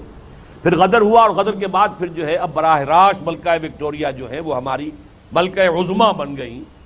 اور اس کے بعد جسے ایک انگریز وائس رائے نے کہا تھا، will you be governed by sword اور بائی پین؟ اب قلم کی حکومت شروع ہوئی، تلواریں رکھ دو بھائی اپنے گھروں میں، وہ دور گزر گیا، اب تو قلم سے حکومت ہوگی۔ اور کچھ عرصے کے بعد انہوں نے ہندوستانیوں کو کچھ حقوق دینے شروع کیے۔ جب حقوق دینے شروع کیے تو ظاہر بات ہے ایک آدمی برابر ہے دوسرے آدمی کے، وہاں تو اب ووٹوں کی گنتی کا معاملہ ہے۔ اگر تو تلوار ہی کا مسئلہ ہوتا تو اب بھی مسلمان بھاری تھا ہندو پر، کیونکہ تلوار تو اب نیام میں جا چکی، تلوار کا تو اب عمل دخل ہے نہیں، اب تو ہے ووٹ کا معاملہ۔ میونسپلٹی کا الیکشن ہے تو ووٹوں پر ہے، کوئی پروونشل اسمبلیز بن رہی ہیں، 1936 میں الیکشن ہوا تو ووٹوں سے ہے۔ لہذا جب یہ محسوس ہوا مسلمانوں کو کہ یہ تو اب ہمارے لیے بڑی خوفناک صورت بن رہی ہے، ہم تو اقلیت میں ہیں، میں پرسوں ہی آپ کو ان آیات کے حوالے سے بتا چکا ہوں کہ تم یاد کرو، وَاذْكُرُوا إِذْ أَنْتُمْ قَلِيلٌ مُسْتَضْعَفُونَ فِي الْأَرْضِ تَخَافُونَ أَنْ يَتَخَطَّفَكُمُ النَّاسُ، تو ہم تو اس خطرے میں مبتلا تھے کہ ہندو تو ہمیں کھا جائے گا، ایکسپلائٹ کرے گا، ہماری تہذیب ختم کر دے گا، ہماری زبان ختم کر دے گا۔ یہ سارے خطرات منتے ہوئے نظر آئے، ہم سے 1000 سالہ غلامی کا بدلہ لے گا، ہم سے انتقام لے گا۔ تو اس وقت مسلمانوں نے پھر 1906 میں مسلم لیگ بنائی کہ ہم ملے، وائس رائے کے پاس جایا کریں، ان سے کہا کریں کہ ہم مسلمان ایک علیحدہ قوم ہے، ہمارے حقوق کا ذرا علیحدہ خیال رکھیے، ہماری گنتی کے حساب سے ہمیں بھی حقوق پہنچ جائیں، ہمارا جو ہے براہ راست مقابلہ جو ہے گنتی کے حوالے سے ہندوؤں سے نہ کرائیے۔ تو 1906 سے لے کر اور 1930 تک یہی روش تھی صرف مسلم لیگ کی۔ 1930 میں آ گئے علامہ اقبال اور ان کا خطبہ الہ آباد کا، انہوں نے پہلی مرتبہ ایک تو پیشن گوئی کی کہ میں اسے ڈیسٹنی سمجھتا ہوں، تقدیر مبرم ہے، اٹل تقدیر ہے کہ ہندوستان کے شمال مغرب میں ایک آزاد مسلمان ریاست قائم ہوگی۔ یہ گویا کہ پروفیسی تھی، پیشن گوئی تھی، تجویز نہیں تھی۔ پاکستان کا ریزولوشن تو 1940 میں 10 سال کے بعد آئے گا، یہ 1930 کے دسمبر کی بات ہو رہی ہے۔ انہوں نے کہا یہ ہو کر رہے گا، یہ ایک پروفیسی ہے، یہ ایک ان کی پیشن گوئی تھی۔ اور ساتھ ہی کہا اگر ایسا ہو گیا تو ہمیں ایک موقع مل جائے گا کہ اسلام کے چہرے پر جو بدنما داغ آ گئے ہیں دور ملوکیت میں، اس لیے کہ پہلا اسلام حضور کے زمانے کا بہترین اسلام، پھر یہ خلافت راشدہ والا اصل اسلام، دور بنو امیہ کا اسلام تو کامل اسلام نہیں ہے، مکمل اسلام نہیں ہے، اس میں تو ملوکیت آ گئی۔ دور بنو عباس میں تو ملوکیت جو ہے ٹھاٹ باٹ کے ساتھ پوری طرح قائم ہو گئی، محل بن گئے، عیاشیاں شروع ہو گئیں۔ اب دنیا اگر اسلام کو ان کے حوالے سے دیکھے گی تو صحیح اسلام تو ان کے سامنے نہیں آئے گا، بلکہ وہ داغدار اسلام ان کے سامنے ہے۔ تو اب ہمیں موقع مل جائے گا، اگر ایک آزاد مسلمان ریاست قائم ہو گئی تو اسلام کے چہرے پر جو یہ بدنما داغ اور دھبے جو ہیں دور ملوکیت میں، عرب امپیریلزم کا لفظ استعمال کیا ہے علامہ اقبال نے، اس دور میں جو دھبے لگ گئے تھے انہیں ہٹا کر صحیح اسلام کی شکل دنیا میں پیش کریں، یعنی وہ کہ خلافت راشدہ کا نظام قائم کریں۔ یہاں انجیکشن لگا ہے در حقیقت احیائی انجیکشن۔ ایک تھا دفاعی معاملہ، ہندو سے بچنے کا معاملہ، ہندو کا غلبہ نہ ہو جائے، ہندو سے ہم اپنا کو تہذیبی تشخص برقرار رکھ سکیں، ہمارے کچھ نہ کچھ حقوق جو ہے وہ انٹیکٹ رہیں، ہمارا جو بھی ایک علیحدہ قومی تشخص ہے وہ گم نہ ہو جائے کسی بڑی قومیت کے اندر۔ لیکن یہ کہ اس وقت تک تو دفاعی معاملہ تھا صرف۔ اب علامہ اقبال نے انجیکشن لگا دیا اس میں، جیسے آپ دیکھتے ہیں نا کئی اسپتال میں کوئی مریض پڑا ہوا ہے، گلوکوز کی بوتل لگی ہوئی ہے، پھر اسی کی جو وہ نلکی جا رہی ہے اسی میں انجیکشن لگا دیتے ہیں کوئی، وہ اسی کے ساتھ ساتھ وہ انجیکشن جو ہے اسی گلوکوز کے ساتھ یہ وہ انجیکشن کی دوا بھی اندر پہنچ گئی۔ تو علامہ اقبال نے اس خالص دفاعی جو ایک جد و جہد ہو رہی تھی مسلم لیگ کے تحت، اس میں احیاء اسلام کا ایک انجیکشن لگایا، اور شاعری میں تو خیر انہوں نے احیاء اسلام کی بڑی خبریں سنائیں، اور سنا ہے یہ قدسیوں سے میں نے وہ شعر پھر بیدار ہوگا، تو یہ جو چیزیں کہی تھی انہوں نے، جیسے کہ دو شعر میں نے آپ کو پہلے بھی سنائے ہیں کہ تمہاری تہذیب اپنے خنجر سے آپ ہی خودکشی کرے گی، جو شاخ نازک پہ آشیانہ بنے گا وہ ناپائیدار ہوگا، اور مسلمانوں سے کہا کہ سبق پھر پڑھ صداقت کا، شجاعت کا، عدالت کا، لیا جائے گا تو اس سے کام دنیا کی امامت کا، اور یہ کتاب ملت بیضا کی پھر شیرازہ بندی ہے، یہ شاخ ہاشمی کرنے کو ہے پھر برگ و بر پیدا۔ تو ایک رینائسنس اسلام کا احیاء کا جو خواب ہے وہ علامہ اقبال نے اس تحریک پاکستان میں شامل کر دیا، تحریک مسلم لیگ میں۔ تحریک پاکستان تو وہ 1940 میں بنی ہے، پھر 1937 میں قائد اعظم منظر پر آئے ہیں، ورنہ وہ مایوس ہو کر مسلمانان ہند سے کہ ان لوگوں کی میں کیسے قیادت کروں، ان کا تو حال یہ ہے کہ ان کا بڑے سے بڑا لیڈر صبح مجھ سے جو بات کرتا ہے شام کو جا کر گورنر کو بتا دیتا ہے، تو میں کیسے ایسی قوم کی جو ہے لیڈری کروں، تو کیسے کروں؟ ان لوگوں کے اندر تو اخلاق اور جو جس کو کردار کہتے ہیں، کیریکٹر کی کچھ ہے ہی نہیں۔ وہ تو مایوس ہو کر جا کے انگلستان میں بیٹھ گئے تھے، کچھ لوگوں نے انہیں بلایا ہے کہہ سن کر، اور ان میں خود علامہ اقبال بھی شامل ہیں جنہوں نے آمادہ کیا کہ آپ آئیے اور سنبھالیے۔ بہرحال سن 37 سے 47 تک پھر جو قائد اعظم نے بیانات دیے ہیں، پوچھا کہ آپ کا دستور کیا ہوگا؟ ہمارا دستور تو قرآن ہے، 1400 برس پہلے سے طے ہے۔ نظام کیا ہوگا؟ اسلام کا نظام ہم قائم کریں گے، ہماری تہذیب، ہمارا تمدن، ہمارے قوانین، ہم تو سب اس کو نافذ کریں گے۔ تو یہ 10 برس تھوڑے نہیں ہوتے، 10 برس کا یہ راگ ہے کہ جو مسلم لیگ میں قائد اعظم سے لے کر جو چھوٹے سے چھوٹے قائد ہو سکتے تھے، لوکل لیڈر، سب نے یہ راگ الاپا، اس کے نتیجے میں پاکستان قائم ہوا۔ تو ابھی میں نے صرف اس ڈائلیما کے 2 ہارنز جو ہیں وہ آپ کے سامنے رکھے ہیں، اور پاکستان کے نیشنل ایگزسٹنس کے ڈائلیما کا ایک اس کے ساتھ مزید پہلو یہ ہے، یہ واحد ملک ہے دنیا کا جس کو اپنی پیدائش کے ساتھ ہی اپنے سے کئی گنا بڑے ملک کی دشمنی ملی ہے۔ بھارت ہمارے ساتھ ہی آزاد ہوا نا، ایک دن کا فرق ہے، ہم 14 اگست کو آزاد ہو گئے، وہ 15 اگست کو ہوئے، اور وہ ہم سے بہت بڑا ہے، اور اس کے گھٹی میں پاکستان دشمنی پڑی ہوئی ہے۔ ظاہر بات ہے وہ تو سمجھتے ہیں ہماری بھارت ماتا کے ٹکڑے کرا دیے، جیسے گائے کو اگر کوئی مسلمان جو ہے وہ شہید کر دے یا اس کو جو ٹکڑے کر دے یا اسے ذبح کر دے، تو وہ تو ہندو کے لیے تو ناقابل برداشت ہے۔ تو گو ماتا کی طرح یہ بھارت ماتا ہے، انہوں نے اس کے تقسیم کروا دیا، ٹکڑے کروا دیے، ان کی گھٹیوں کے اندر یہ دشمنی پڑی ہوئی ہے، اور پاکستان کے آئندہ کے ساری پالیسی جو ہے اس کا ایک اہم کارنر سٹون یہ تھا کہ بھارت سے کیسے بچے۔ لہذا یہ پس منظر ہے۔ اب اس میں آپ کے سامنے پاکستان کی 52.5 سالہ زندگی کے 3 ادوار جو ہیں بڑے بڑے سامنے رکھنا چاہتا ہوں۔ پہلا دور ہے 30 سال کا، پھر 15 سال کا، پھر 7.5 سال کا، 52.5 بنیں گے یہ۔ سن 47 سے سن 77 تک کے جو ہمارے 30 سال ہیں، اس کے 4 سیلینٹ فیچرز ذہن میں رکھیے۔ سب سے پہلی بات یہ کہ ہمیں بھارت کے مقابلے کے لیے کسی سہارے کی ضرورت تھی۔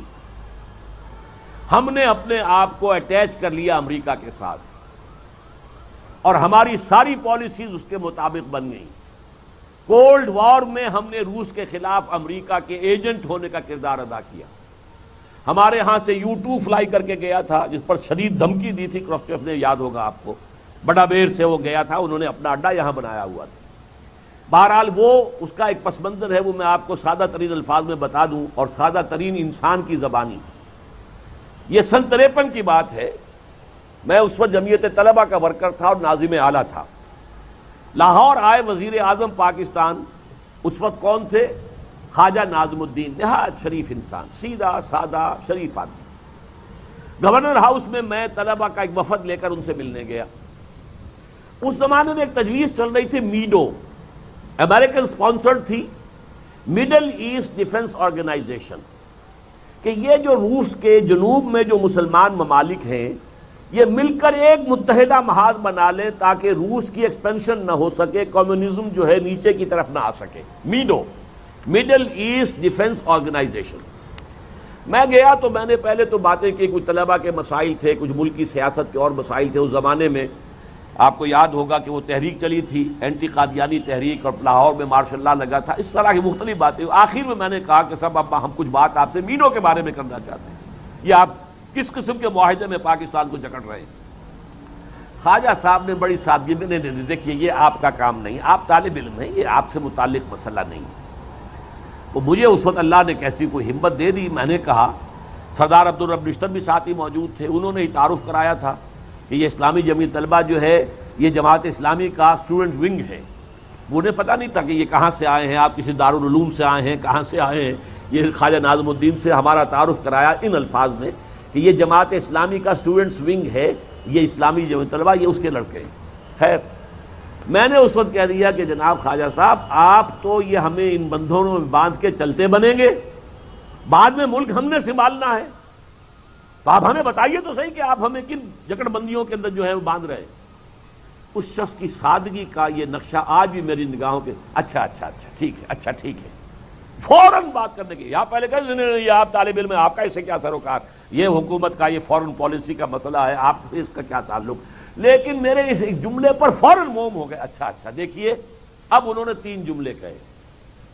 دیکھیے، پنڈت جی تو نہیں چاہتے نا کہ پاکستان قائم رہے، پنڈت نہرو، پنڈت جی تو نہیں چاہتے نا کہ پاکستان قائم رہے، یہ صغرا ہے۔ دوسرا جملہ کبرا ہے، اور دیکھیے نا، ہم اکیلے تو ان کا مقابلہ نہیں کر سکتے،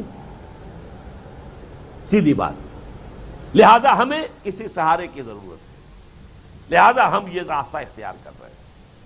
3 جملوں کے اندر انہوں نے پاکستان کی یوں سمجھیے کہ فورن پالیسی جو رہی ہے، آج تک جو رہی ہے، اب جو ہے ہمیں سلام کر کے چلا گیا ہے، چچا سام جو ہے سلام کر کے چلا گیا ہے، لیکن اب تک کی ہماری پالیسی کا یہ 3 جملے ہیں۔ بھارت تو نہیں چاہتا کہ پاکستان رہے، اور پاکستان خود از خود اپنی بنیاد پر بھارت کا مقابلہ نہیں کر سکتا، لہذا ہمیں تو سہارے کی ضرورت ہے۔ وہ سہارا ہم نے تلاش کیا ویسٹ کا، مغربی بلاک کا، اگرچہ اس میں ایک اضافی فیکٹر یہ تھا مذہبی، کہ یہ جو کولڈ وار ہو رہی تھی اس میں امریکہ یا اس کے جو الائز تھے یورپین، ان میں مذہب کی اس درجے نفی نہیں تھی جتنی کہ کمیونزم میں ہوتی تھی۔ کمیونزم میں تو مذہب کو عوام کی افیون کہا گیا، it's the opium of the masses, اخلاق کے لیے کوئی بنیاد ہے ہی نہیں، وہ تو معاشی حالات کے ساتھ اخلاقی قدریں بدل جاتی ہیں۔ تو گویا کہ الحاد اپنی آخری درجے میں کمیونزم میں تھا، اور وہ ویسٹ کے اندر بھی چاہے الحاد تھا، مغربی تہذیب تھی، عباہیت تھی، پھر بھی مذہب ان کے ہاں کسی درجے میں چرچ ہیں، لوگ جاتے ہیں، خاص طور پر امریکہ میں تو آج بھی چرچ آباد ہیں، یورپ میں اور انگلستان میں تو وہ بالکل غیر آباد ہو چکے ہیں، لیکن امریکہ میں اب بھی آباد ہیں۔ تو اس پہلو سے بھی ہمارا جو ہے ایک زیادہ مناسبت قائم ہوتی تھی مغربی بلاک کے ساتھ۔ تو بہرحال پہلی بات اہم کیا ہے کہ ہم نے اپنے آپ کو باندھ لیا اور مغربی بلاک اور خاص طور پر امریکہ کے گھڑے کی مچھلی بن گئے۔ نمبر 2، اب یہ ذرا تھوڑی سی تلخ بات سامنے آ رہی ہے، ہمارے ہاں پاکستان میں جن لوگوں کے ہاتھ میں حکومت آئی، جو ٹاپ ایلیٹ تھے، چاہے وہ ہمارے سیاستدان ہوں، نواب ہیں، نوابوں کی تو تعلیم بھی ہوتی تھی مغرب میں، امریکہ میں پڑھ کے آتے تھے، وڈیروں کی اولاد، نوابوں کی، خوانین کی، ان سب کی، چاہے سیاستدان تھے، چاہے بیوروکریٹس تھے، چاہے ٹیکنوکریٹس تھے، چاہے ملٹری کا ٹاپ براس تھا، یہ سب مغربی تہذیب کی پیداوار تھے۔ وہی تعلیم، وہی ان کی سوچ، وہی ان کے نظریات۔ گلا تو گھونٹ دیا اہل مدرسہ نے تیرا، کہاں سے آئے صدا لا الہ الا اللہ۔ لہذا ان کا رجحان تو دین کی طرف تھا ہی نہیں۔ پاکستان بنا دین کے نام پر، اور 10 سال کی تقریریں قائد اعظم کی اور تمام مسلم لیگ کی لیڈروں کی جو ہے وہ اسلام اسلام اسلام اسلام اسلام پر رہی، لیکن حکومت جن کے ہاتھ میں آئی ہے ان کا تو اسلام سے کوئی عملی سروکار تھا ہی نہیں۔ مغربی فکر، مغربی تہذیب، مغربی سوچ بچار، مغربی لباس، مغربی رہن سہن، ہر شہر ان کی مغربی تھی۔ لہذا عملاً پاکستان بھی سیکولرزم ہی کے رستے پر چلا، عملاً۔ بعد میں عرض کر دوں گا کہ اس میں جو تھوڑے بہت رکھنے ہوئے وہ کیا ہیں۔ نمبر 3، لیکن ہمارے مڈل کلاسز میں وہ جو تحریک پاکستان کا اسلام اسلام اسلام کا نعرہ لگا تھا، علامہ اقبالی کی شاعری نے جو سور پھونک دیا تھا، ہمارے ہاں علماء دین کا جو عمل دخل تھا، ان کے جو اثرات تھے، پھر کچھ دینی تحریکیں سامنے اٹھی، تبلیغی جماعت اور جماعت اسلامی، ایک خاص انداز میں کام کر رہی تھی تبلیغی جماعت، جماعت اسلامی جو ہے وہ ایک اپر لیول پر کام کر رہی۔ ان سب کا رجحان تھا کہ یہاں اسلام آنا چاہیے۔ لہذا ایک کشاکش ہے کہ جو پورے اس 30 سالوں کے دوران جاری رہی ہے کہ ایک طرف ہے رولنگ ایلیٹ جس کے رجحانات ہیں سیکولر، مغربی، ملحدانہ تہذیب ان کی وہی ہے، جیسے کہ بے نظیر کہتی ہے کہ اسلامی سزائیں تو وحشیانہ ہیں۔ آخر یہ جملہ ایک زبان سے نکلا، وہ بھی ایک وڈیرا خاندان کے چشم و چراغ ہے، مغرب سے تعلیم حاصل کیا، آکسفورڈ میں پڑھی ہے، تو ذہن تو اس کا وہی ہے۔ اس حوالے سے یہ کانفلکٹ پاکستان کے اندر مسلسل جاری رہا، لیکن یہ ضرور ہوا کہ جو مذہبی طبقات تھے انہوں نے کچھ نہ کچھ نظری طور پر دین کی باتیں منوا لی۔ نمبر 1، قرارداد مقاصد پاس ہو گئی۔ اب آپ اندازہ کیجئے، قرارداد مقاصد سیکولرزم کے خلاف اعلان بغاوت ہے۔ اگرچہ وہ قرارداد آج تک جس کو کہا جائے کہ امپلیمنٹ کیا جائے، اس کے مطابق پورا نظام بنا، وہ نہیں ہوا ابھی تک۔ نظام ہمارا بالفعل سیکولر چل رہا ہے، اسلامی قوانین کی تنفیذ ہم کرنے کو تیار نہیں ہے، آج تک بھی نہیں ہے۔ لیکن یہ کہ بہرحال قرارداد مقاصد پاس ہوئی تو ایک اچیومنٹ تو ہو گئی نا۔ 10 کروڑ عوام کی نمائندہ اسمبلی نے کہا کہ حاکمیت اللہ کے لیے، کہاں عوامی حاکمیت، کہاں اللہ کی حاکمیت۔ ہمارے پاس جو اختیار ہے وہ اللہ کا ایک دیا ہوا ایک ٹرسٹ ہے، سیکریٹ ٹرسٹ ہے، امانت ہے، اور یہ ہم استعمال کر سکتے ہیں۔ اصل سوورن، اصل جو حاکم ہے اللہ، اس نے جو حدود قائم کر دی ہے اس کے اندر اندر ہوگا، اس سے باہر ہم نہیں جا سکتے۔ تو قرارداد مقاصد کا پاس ہو جانا۔ نمبر 2، اسلامی جمہوریہ پاکستان نام رکھا جانا۔ آپ کو یاد ہوگا ایک زمانے میں پھر ایوب خان صاحب اس کو نام کو کھرچنا چاہتے تھے، اسلامی کا لفظ نکالنا چاہتے تھے، اسلامی جمہوریہ نہیں، جمہوریہ پاکستان۔ لیکن یہ کہ چونکہ یہاں مذہبی عناصر تھے، عوام میں ان کی کچھ نہ کچھ پذیرائی تھی، چاہے الیکشن میں ان کی نمائندگی نہیں ہوتی خاص، اس لیے کہ یہاں تو اکثریت جو ہے عظیم جو ہمارے ووٹروں کی تعداد ہے وہ تو وڈیروں اور جاگیرداروں کے تھمب کے نیچے ہے، ان کے انگوٹھے کے نیچے ہے۔ لہذا دینی جماعتوں کو الیکشن کے اندر کوئی خاص پذیرائی حاصل نہیں ہوتی۔ 3 4 آدمی آ کر زیادہ سے زیادہ 10 15 20 آدمی 300 کے ہاؤس میں، اب وہ کیا کریں گے؟ کچھ بھی نہیں کر سکے، ایفیکٹو نہیں ہو سکے۔ لیکن یہ کہ عوام میں تو ان کا عمل دخل تھا، لہذا یہ ایوب خان جیسا ڈکٹیٹر بھی وہ اسلامی جمہوریہ پاکستان کے نام میں سے اسلامی نہیں نکال سکا۔ پھر یہ کہ پہلے علماء بورڈ بنا، اس کے بعد کاؤنسل آف اسلامک آئیڈیالوجی بنا دی گئی کہ وہ جائزہ لیتی رہے گی قوانین جو ہیں ان میں غیر اسلامی کون کون سے ہیں، ان کو کیسے اسلامی بنایا جائے۔ وہ آج تک بھی قائم ہے کاؤنسل آف اسلامک آئیڈیالوجی۔ پھر ایک دفعہ بھی آ گئی 227 دستور کے اندر کہ یہاں کوئی قانون جو ہے وہ اس قرآن اور سنت کے منافی نہیں ہو سکتا، لیکن اس کو جو ہے امپلیمنٹ کرنے کا کوئی راستہ اس میں بیان نہیں کیا گیا، بلکہ یہ کہا گیا آئیڈیالوجی کاؤنسل جو ہے بس وہ غور کرتی رہے گی بس۔ لہذا کاؤنسل آف اسلامک آئیڈیالوجیز کی جو رپورٹیں ہیں، سفارشات ہیں، ان کی جو الماریاں تو بھر گئیں، وزارت قانون میں، وزارت داخلہ میں، وزارت امور مذہبی میں الماریاں بھری ہوئی ہیں ان کی سفارشات کی، اور کروڑوں روپیہ لگا ہے اس اسلامک آئیڈیالوجی کاؤنسل پر، لیکن نتیجہ کچھ بھی نہیں۔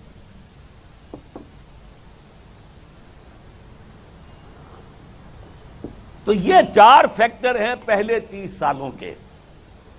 اس کے ساتھ ہی ساتھ ایک اور شے ہوئی، جب ہم نے امریکہ کی گھڑے کی مچھلی بننا قبول کر لیا تو امریکہ نے سرپرستی فرمائی۔ گندم بھی آ رہی ہے، PL 480 کا معاملہ چل رہا ہے، اور گھی کے ڈبے بھی آ رہے ہیں، سیبر جیٹ بھی ہمیں دیا ہے، پیٹن ٹینکس بھی دیے ہیں۔ ظاہر بات ہے کہ چونکہ اس کی پالیسی کا تو اب اس وقت سب سے بڑا جو تھا معاملہ وہ تھا containment of Russia, containment of communism policy.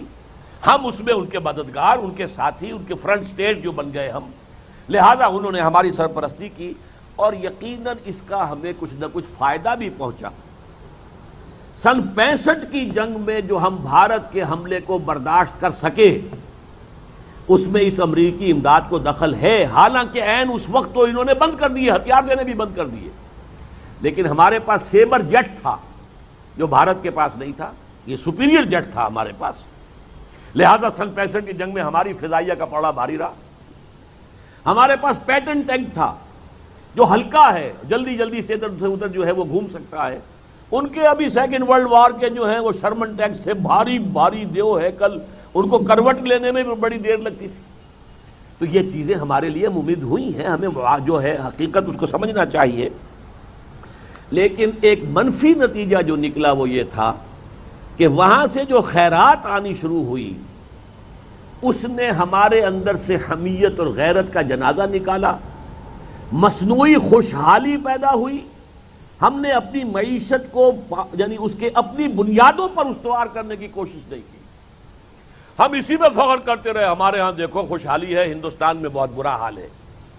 کوئی سیاح آتا ہے پاکستان سے ہندوستان جاتا ہے تو کہتا ہے کہ میں تو ایک ترقی یافتہ ملک سے ایک بہت پسماندہ ملک میں آ گیا ہوں، بڑے خوش ہو گئے ہم۔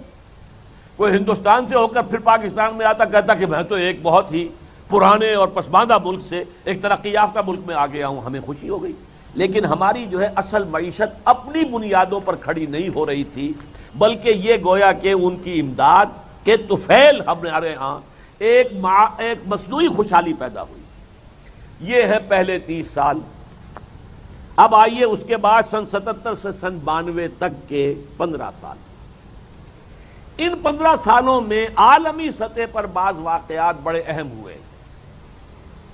نمبر 1، ایران میں ایک انقلاب برپا ہوا، پوری دنیا میں تہلکہ مچ گیا، ملیٹنٹ اسلام آن دی مارچ۔ نیوز ویک اور ٹائم کے اتنے موٹے موٹے ضخیم خاص شمارے خاص جو ہے ان کے ایشوز آئے، ملیٹنٹ اسلام آن دی مارچ، اسلامک فنڈامنٹلزم آن مارچ۔ یہ تو بڑا خطرے والی بات ہے، اسلام خوفناک انداز میں آگے بڑھ رہا ہے۔ اچھا، جب ایران میں یہ انقلاب کا معاملہ چل رہا تھا، ہمارے ہاں بھی ایک نظام مصطفیٰ تحریک اٹھی، اور اتنی زوردار اٹھی کہ واقعہ یہ ہے کہ اگر جو لوگ انہوں نے یاد ہے تو تحریک پاکستان کے زمانے سے بھی کہیں زیادہ بڑھ کر جوش و خروش تھا نظام مصطفیٰ تحریک کا۔ لیکن نتیجہ یہ نکلا کہ وہاں ایران میں اینٹی شاہ موومنٹ تھی وہ، لیکن اسے ہائی جیک کر لیا علماء نے، علماء کی حکومت قائم ہو گئی، گویا کہ ایک مذہبی انقلاب آ گیا۔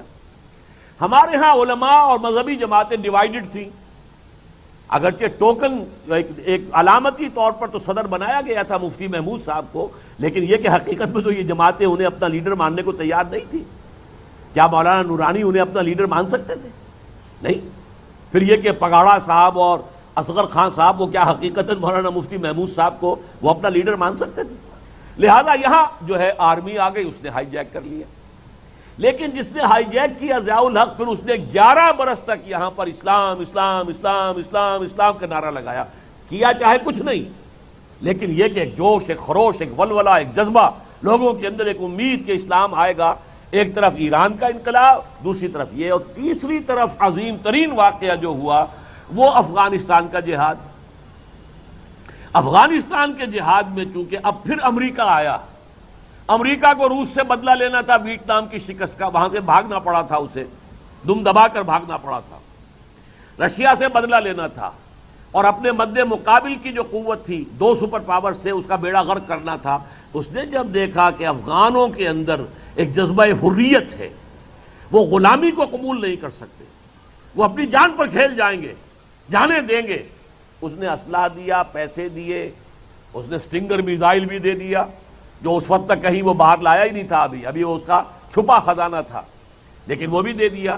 نتیجہ یہ ہوا کہ اس کا جو نتیجہ نکلا وہ یہ کہ رشیا کو دم دبا کر بھاگنا پڑا، ویتنام کا جو ہے بدلہ بھی لے لیا، اور دوسرے یہ کہ جو رشین جو USSR تھا اس کی تحلیل ہو گئی۔ لیکن اس سے پوری دنیا میں جہاد کا غلغلہ، مسلح جہاد، یہ جو آج جو جہادی تحریکیں فنڈامنٹلسٹ ملیٹنٹس، ان کے خلاف جو بھی پورا مغرب جو ہے شور مچا رہا ہے، تو یہ سارا کا سارا جوش اور جذبہ، جیسے کہ ہمارے اس وقت کے جو چیف ایگزیکٹو ہیں انہوں نے کہا بھی ہے، تو آپ کا پیدا کردہ ہے، آپ نے افغانستان میں ان سب کو جو ہے پالا ہے، پوسا ہے، ان کو پیسے دیے ہیں، ان کو ہتھیار دیے ہیں، ان کو سہارا دیا ہے، یہ سارا کام تو آپ نے کیا ہے۔ ہمیں تو لینے کے دینے پڑ گئے، ہمیں تو کلاشنکوف کلچر ملا ہے، ہمیں ہیروئن کلچر ملا ہے اس کی وجہ سے، لیکن یہ ہے کہ اب آپ جو ہے اب آپ اپنا مطلب پورا کر کے جو ہے چاہتے ہیں کہ ان کے خلاف ہم کو اقدام کریں، تو یہ ہمارے لیے ممکن نہیں ہے۔ ابھی تک تو وہ اس موقع پر قائم ہے، کب تک قائم رہیں گے یہ میں نہیں کہہ سکتا۔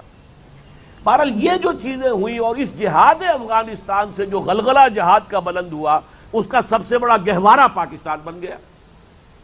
امریکی اسلحہ گیا تو پاکستان کے تھرو، امریکی پیسہ گیا تو پاکستان کے تھرو، پوری دنیا سے، مصر سے مجاہدین آ رہے ہیں تو پاکستان کے راستے داخل ہو رہے ہیں، سوڈان سے آ رہے ہیں تو پاکستان کے راستے افغانستان جا رہے ہیں، پوری دنیا سے جو بھی آیا، الجزائر سے آ رہے ہیں، کہاں کہاں سے آئے ہیں۔ سعودی نوجوان آیا ہے، اس نے جانیں دی ہیں یہاں پر۔ اس وقت تو ایسے ہو گیا تھا جیسے خالص اسلامی جہاد ہے، اور یہ خالص اسلامی جہاد جو ہے عالمی سطح پر اسلام کا غلغلہ جو ہے اور غلبہ ہو جائے گا، اس کا ذریعہ بن جائے گا۔ یہ ہے ایک طرف کا معاملہ ان 15 سالوں کے دوران۔ اچھا، یہاں بھی پاکستان اب بن گیا فرنٹ سٹیٹ، پاکستان کنڈوٹ تھا، افغان جہاد کا پیسہ اسلحہ سب اس کے تھرو جا رہا تھا، لہذا امریکہ نے اپنی نگاہیں ادھر کر لی۔ اچھا تم چاہو چلو تم اپنا ایٹمک جو ہے ڈیولپ کر لو، جو بھی کرنا ہے، آنکھیں بند، غزِ بصر۔ ہمیں ایک موقع مل گیا کہ ہم نے اس میں فائدہ اٹھا کر، ورنہ اگر یہ صورت نہ ہوتی تو یہ ہمارے ہاں اس ایٹمک ڈیولپمنٹ کو کسی قیمت پر بھی امریکہ نہ ہونے دیتا۔ وہ تو جو ہنری کسنجر نے کہا تھا بھٹو کے بارے میں کہ ہم تمہیں ایک عبرتناک مثال بنا دیں گے، جب بھٹو نے یہ کہہ دیا تھا کہ ہم گھاس کھا لیں گے لیکن ایٹم بم ضرور بنائیں گے۔ سن 74 میں چونکہ دھماکہ کر دیا تھا بھارت نے، تو اس کے مقابلے میں وہ چاہتے تھے کہ ہم بھی دھماکہ کریں، لیکن یہ کہ ابھی ہمارے پاس اس کا ساز و سامان بھی نہیں تھا۔ لیکن اب یہ ہے کہ امریکہ نے جو ہے اپنا منہ ادھر کر لیا کہ اچھا جو تمہیں کرنا ہے کر لو، بنا لو جو بنانا ہے۔ اس کے علاوہ اس دور میں وہ جو میں نے کہا تھا کہ اسلامی اور سیکولر کی جو کشمکش چل رہی تھی، اس میں بھی کچھ اسلام کے اعتبار سے ضیاء الحق صاحب نے پیش قدمی کی۔ پہلا کام یہ کیا کہ قرارداد مقاصد ابھی تک وہ تھی پری ایمبل میں، دیباچے میں تھی، اسے اٹھا کر دستور میں دفعہ 2(2)(a) اب وہ گویا کہ آپریٹو کلوز ہے پاکستان کے دستور کا۔ یہ ایک قدم ہو گیا، اور آگے نمبر 2 انہوں نے یہ کیا کہ فیڈرل شریعت کورٹ قائم کر دی کہ وہ جائزہ لے گی کہ کون سے قوانین اسلامی ہیں، کون سے غیر اسلامی ہیں، اور جس کو غیر اسلامی قرار دے دے گی فیڈرل شریعت کورٹ، وہ نل اینڈ وائڈ ہو جائے گا۔ اس کی جگہ پر اسلامی قانون بنانا، اگر کوئی معاملہ جو ہے وہ مرکزی حکومت کا ہے تو مرکزی حکومت بنائے، اور اگر کوئی پروونشل معاملہ ہے تو پروونشل حکومت بنائے۔ یہ ایک بہت بڑا قدم تھا، اگرچہ ضیاء الحق صاحب نے 2 ہتھکڑیاں پہنا دی، 2 بیڑیاں ڈال دی۔ دستور پاکستان تمہارے دائرے سے خارج، جوڈیشل پروسیجرل لاز، یعنی جسے ہم کہتے ہیں کہ یہ جو ہے ضابطہ دیوانی اور ضابطہ فوجداری، یہ بھی تمہارے دائرے سے خارج، مسلم فیملی لاز بھی تمہارے دائرے سے خارج، مالی معاملات بھی 10 سال تک کے لیے تمہارے دائرے سے خارج۔ تو یہ اگرچہ غیر مؤثر رہی فیڈرل شریعت کورٹ، جیسے کہ کاؤنسل آف اسلامک آئیڈیالوجی غیر مؤثر رہی، آج بھی وہ 3 بیڑیاں تو اس کو پڑی ہوئی ہیں، 2 ہتھکڑیاں اور 1 بیڑی۔ ایک بیڑی کھل گئی تھی کیونکہ وہ 10 سال کے لیے تھی، مالی قوانین 10 سال تک جو ہے تمہاری دسترس سے باہر رہیں گے۔ وہ جب 10 سال پورے ہو گئے تو فیڈرل شریعت کورٹ نے بینک انٹرسٹ کو ربا قرار دے کر اور حرام قرار دے دیا۔ 1991 میں یہ فیصلہ بھی آ گیا۔ یہ دوسرا بڑا لینڈ مارک ہے جو نظری اعتبار سے موجودہ تہذیب کو چیلنج ہے۔ پہلا چیلنج تھا سیکولرزم کو کہ نہیں، ہم اللہ کی حاکمیت کے قائل ہیں، حاکمیت انسانوں کی نہیں ہے، اللہ کا حق ہے۔ وہ سیکولرزم کا بیڑا غرق، اور انسانی جو ہے حاکمیت کا تصور ختم، نظری طور پر، عملاً نہیں ہوا، نظری طور پر تو ہوا نا۔ اسی طریقے سے نظری طور پر اب پاکستان میں جو اس پورا دنیا کا عالمی مالیاتی اور اقتصادی نظام ہے، اس کی تو اصل بنیاد سود ہے، اس کو حرام قرار دے کر گویا کہ اس نظام کے خلاف بھی اعلان بغاوت پاکستان سے ہو گیا ہے۔ اب اس کی امپلیمنٹیشن ہوتی ہے نہیں ہوتی، کس رفتار سے ہوتی ہے، یہ دوسرا معاملہ ہے۔ لیکن نظری اعتبار سے جو اس وقت کی غالب تہذیب کو جتنا بڑا چیلنج دیا تھا قرارداد مقاصد نے، اتنا ہی بڑا چیلنج ہے فیڈرل شریعت کورٹ کا 1991 کا فیصلہ، جس پر کہ اب 1999 میں جو شریعت اپیلیٹ بینچ ہے سپریم کورٹ کا، اس نے بھی اس کی تصدیق کر دی۔ بہرحال یہ تو ہوا پازیٹیو حصہ جو ہے ان 15 سالوں کا۔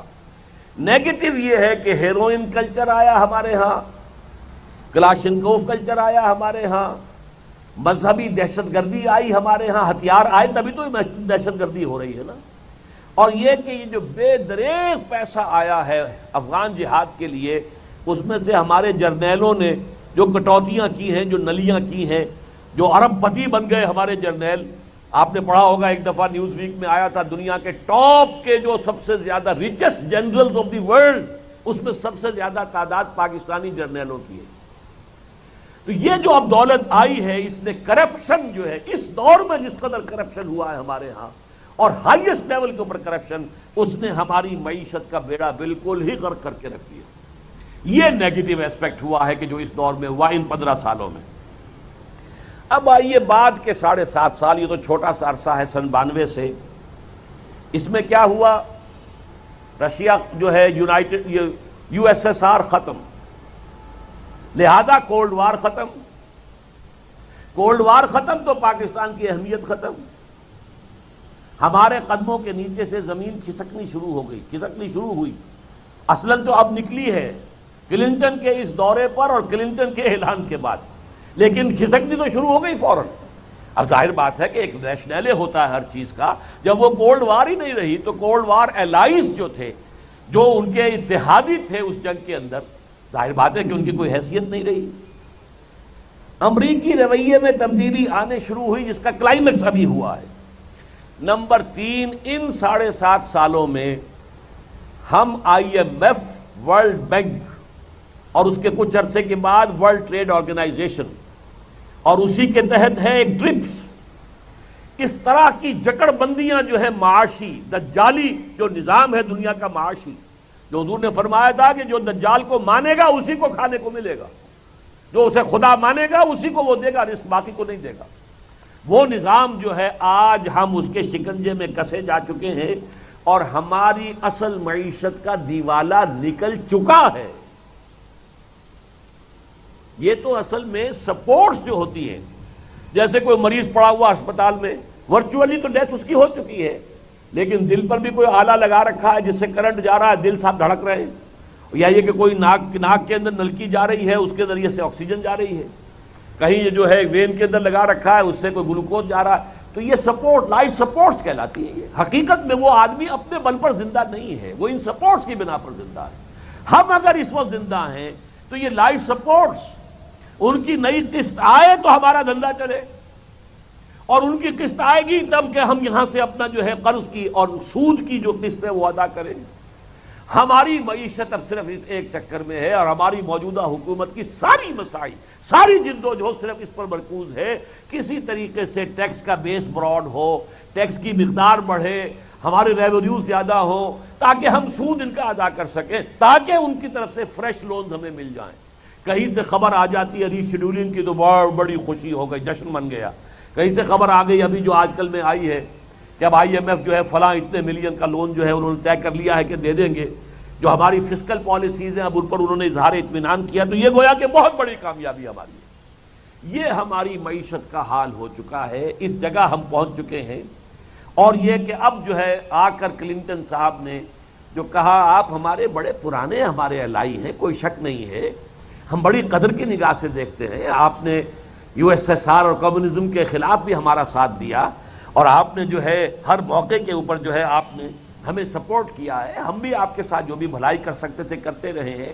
لیکن اب یہ کرو گے تو ہم آپ کے ساتھ چل سکیں گے، اور اگر نہیں کرو گے تو 2 لفظ استعمال کیے ہیں، you will be a failed state, ناکام ریاست. اگرچہ ہم چاہتے نہیں ہیں یہ کہ ہمارا دوست پاکستان جو ہے وہ ناکام ریاست قرار دیا جائے، لیکن دھمکی دے گئے. اور آئسولیشن، آپ پوری دنیا میں اکیلے ہو جائیں گے، کوئی آپ کے ساتھ دینے والا نہیں ہو، کوئی آپ کی مدد نہیں کرے. یہ ہے وہ دھمکی کہ جو وہ دے گئے ہیں. اور اب پاکستان کھڑا ہوا ہے ایک 2 راہے پر. وہ 2 راہ کیا ہے اس کو میں ذرا آپ کے سامنے بیان کروں گا، لیکن اس سے پہلے میں ایک بات کہتا ہوں کہ give the devil his due. یہ جو تحویل قبلہ ہوا ہے امریکہ کا، کہ پہلے ساؤتھ ایشیا میں پاکستان پہ نظر کرم تھی، پاکستان دوست تھا، پاکستان سے ان کے ساتھ اتحاد تھا، اور اب انہوں نے وہ ٹرن لے لیا ہے، قبلہ بدل گیا نا، قبلہ اب ہے بھارت. تو یہ جسٹیفائیڈ ہے، اس کو سمجھ لیجئے حالات و واقعات کی بنیاد پر. اس کی کوئی یہ ناقابل فہم بات نہیں ہے، بات سمجھ میں آتی ہے. اس لیے کہ ایک طرف تو وہ ختم ہوا، وہ کولڈ وار ختم ہوئی، روس کی تو کوئی حیثیت ہی نہیں، وہ تو خود بھکاری ہے، وہ تو خود ان سے پیسے مانگتا ہے، اس کا تو اب کوئی معاملہ رہا ہی نہیں ہے. اب تو بلکہ اگر کوئی دوسری حقیقت ہے زمینی تو وہ تو چین ہے، اور چین کو کنٹین کرنے کے لیے ظاہر بات ہے کہ اس میں تو بھارت جیسی طاقت چاہیے جو اس کے کچھ نہ کچھ ہم پلہ بنتی ہے، برابر بنتی ہے. تعداد کے حساب سے بھی اور ہر حوالے سے. تو اب ان کے تحویل قبلہ جو ہے اس کو یوں سمجھیے، سب سے پہلی بات سائز. بھارت ہم سے 5 گنا بڑا، 6 گنا بڑا، ہمارا سائز چھوٹا. پھر بھارت سیکولرزم کا قائل اور عامل، چاہے وہاں پر وہ ہندو فنڈامنٹلسٹ تحریک بھی چل رہی ہے، نظام ان کا سیکولرزم کے اوپر قائم ہے، کانسٹیٹیوشنل نظام اس کے اوپر قائم ہے. گویا کہ اس اعتبار سے پھر تیسرے ان کے ہاں جمہوریت مستحکم ہے. ہمارے ہاں تو گاڑی چلتی ہے پھر اتر جاتی ہے، پھر چلتی ہے پھر اتر جاتی ہے، ڈاما ڈول. وہاں جمہوریت، ایک دن کے لیے مارشل لا نہیں لگا. اور جمہوریت کے بارے میں جان لیجئے کہ ان مغربی اقوام کا وہ مذہب ہے، جیسا ہمیں اسلام سے جذباتی لگاؤ ہے، ایسا جذباتی لگاؤ انہیں ڈیموکریسی کے ساتھ ہے. اور اس مذہب جمہوریت کا معجزہ ہے بھارت. وہ کہتے ہیں the biggest working democracy of the world, اتنی بڑی تعداد. پھر یہ کہ وہاں پرسنٹیج آف لٹریسی جو ہے، یعنی خواندگی کی شرح کم ہے بہت. اور دنیا یہ مانتی ہے کہ جب تک کہ خواندگی کی ایک کم سے کم اتنی مقدار نہ ہو جمہوریت کام نہیں کر سکتی. بھارت میں بہت لو پرسنٹیج آف لٹریسی کے ساتھ جمہوریت چل رہی ہے. پھر یہ کہ ان کی تہذیبی ہم آہنگی ہے، وہی اریانی، وہی بے حجابی، وہی فحاشی، وہی ناچ گانا. ہندو تہذیب کے اندر جو کا تو ہے وہی مغرب کا ہے. اگر مغرب میں ہالی ووڈ ہے تو بمبئی کے اندر جو ہے کوئی لالی ووڈ بن گیا ہے، وجود میں آ گیا ہے.